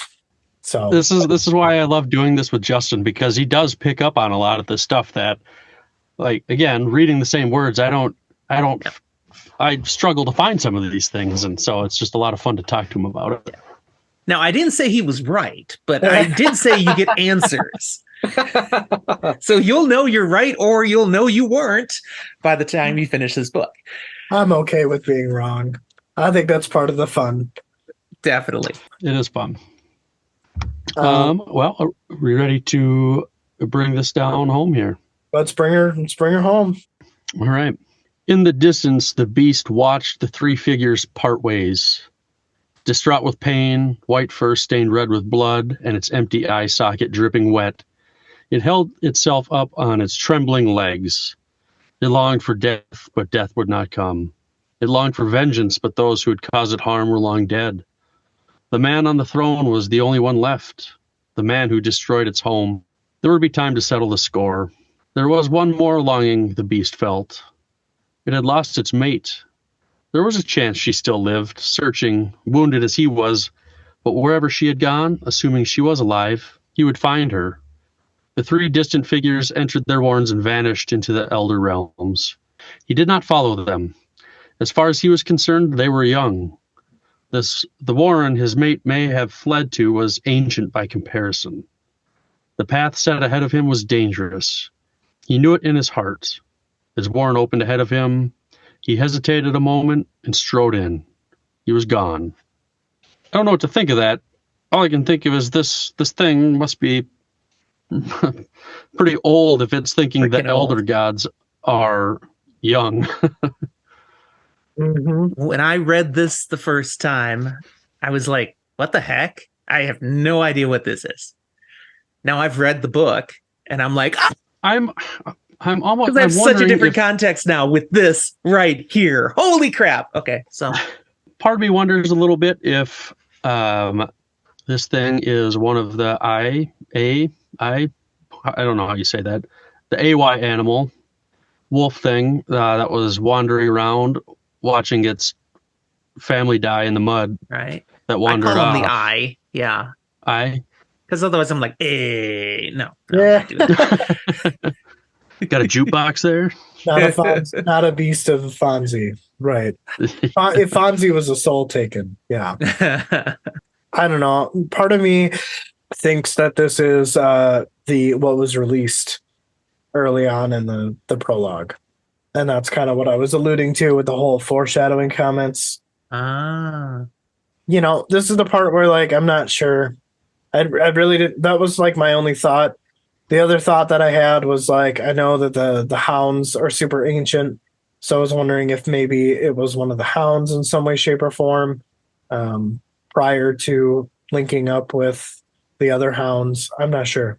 I don't know. Well, I'm pretty sure we know none of the hounds are missing an eye, and I got the sense that this wasn't as big as one of the Hounds of Shadow.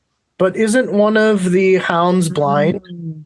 I think, yes, one is completely blind. But But I it think has this both is, its eyes, I believe. I think this thing is bigger than the Hounds of Shadow.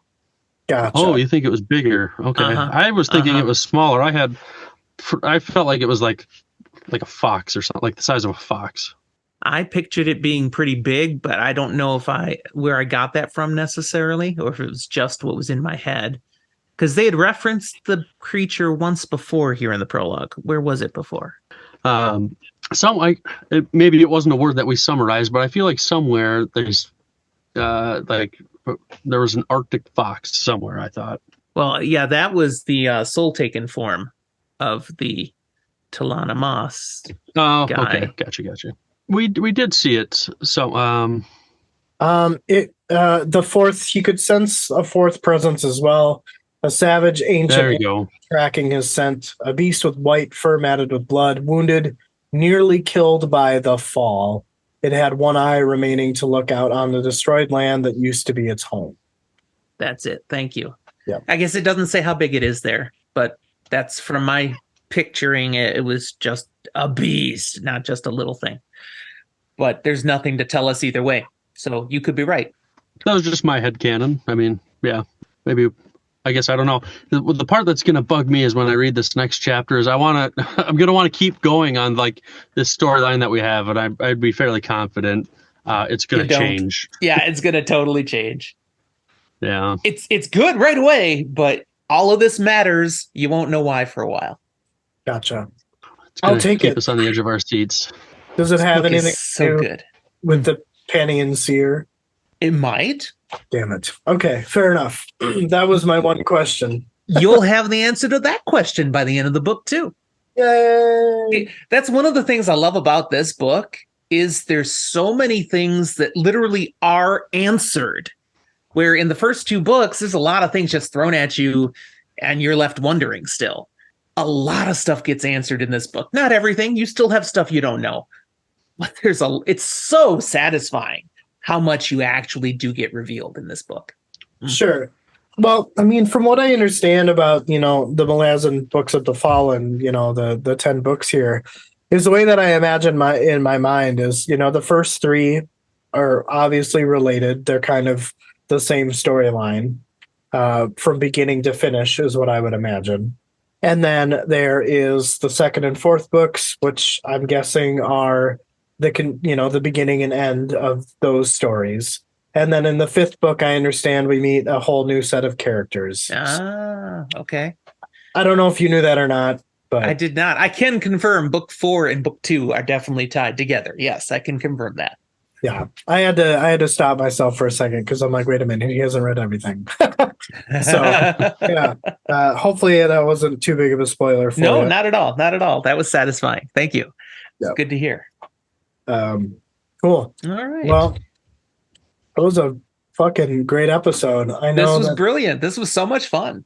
Yeah, it was. I feel like we're reaching on 3 hours of conversation, which would make it our longest prologue episode. Well, granted, we've only done 2, but yeah. Well, I have guested on many other shows. I'm known for making their shows longer, so you're welcome. Yeah, no, well, thank you. We have a tendency to run pretty long, so I don't think we could do more than one chapter at a time and do it justice. It's hard. Yeah, it would be tough. I mean, even on the short chapters, the 10, 12, even 20-page chapters, which is weird to say are short. We can easily talk for at least an hour. So Zach and I, as we're working through the Wheel of Time, try to get through 2 or 3 chapters every episode. And occasionally when some have been smaller, we might do 4 or even twice. We've done 5 chapters. That's freaking insane. But it requires such concise summarizing. And you just can't talk about everything. You just can't. You try to narrow down to what is the most essential. What are the key elements that are foreshadowing what's to come or tying with what happened? But we love it all. So it's so hard. So yeah, well done, guys, because this is not easy stuff to be able to put into a succinct format and try to get it under 2 hours most of the time. It's hard, really hard. Yeah. Well, we love it. I mean, it's a blast. It's fun doing this with each other, and it's a lot of fun doing it with new people and making new friends and just continuing on. Absolutely. Sweet. Well, it sounds like we're wrapping up the episode, right? Jim, did you maybe want to plug your stuff here again at the end of the show here for everybody? I will. For those diehards who have made it to the end of this episode, you ought to come check us out too, because this is the kind of content you find there. Zach and I talking about Wheel of Time or other things and going on tangents and occasionally rambling on with random nonsense. It's delightful. It's fun. And we even also do bring on guests from time to time. You may see people who are here sometimes show up on our show. I'm pretty sure it'll happen. So, Fantasy for the Ages on YouTube. Just look for us like that. That's how you find us. We're also all over social media. Mostly we do X these days. Oh, yeah. It's low hanging fruit now. Come on. But we also have a Discord server. You can find how to get that by checking out our Twitter, X, or our YouTube stuff. It's all there. But yeah, come check us out. We're good people. Definitely. I enjoy listening to you guys. And we appreciate that. Thank you. All right. Well, anything else here, gentlemen? No, I feel fulfilled. I really do. I feel fulfilled. This was a lot of fun. And I'm excited for what you guys are about to go through. We're excited to get there one chapter at a time, but it's always hard to resist to stop when we get to the end of the chapter, but we do it. I can understand. Commitment. Yeah. Very true. Well, Jim, it's been an absolute pleasure. Thank you so much for joining us. The pleasure is mine. 100%. Awesome. Well, both of y'all take care and have a good night. Bye-bye. Thanks again, Jim. Bye.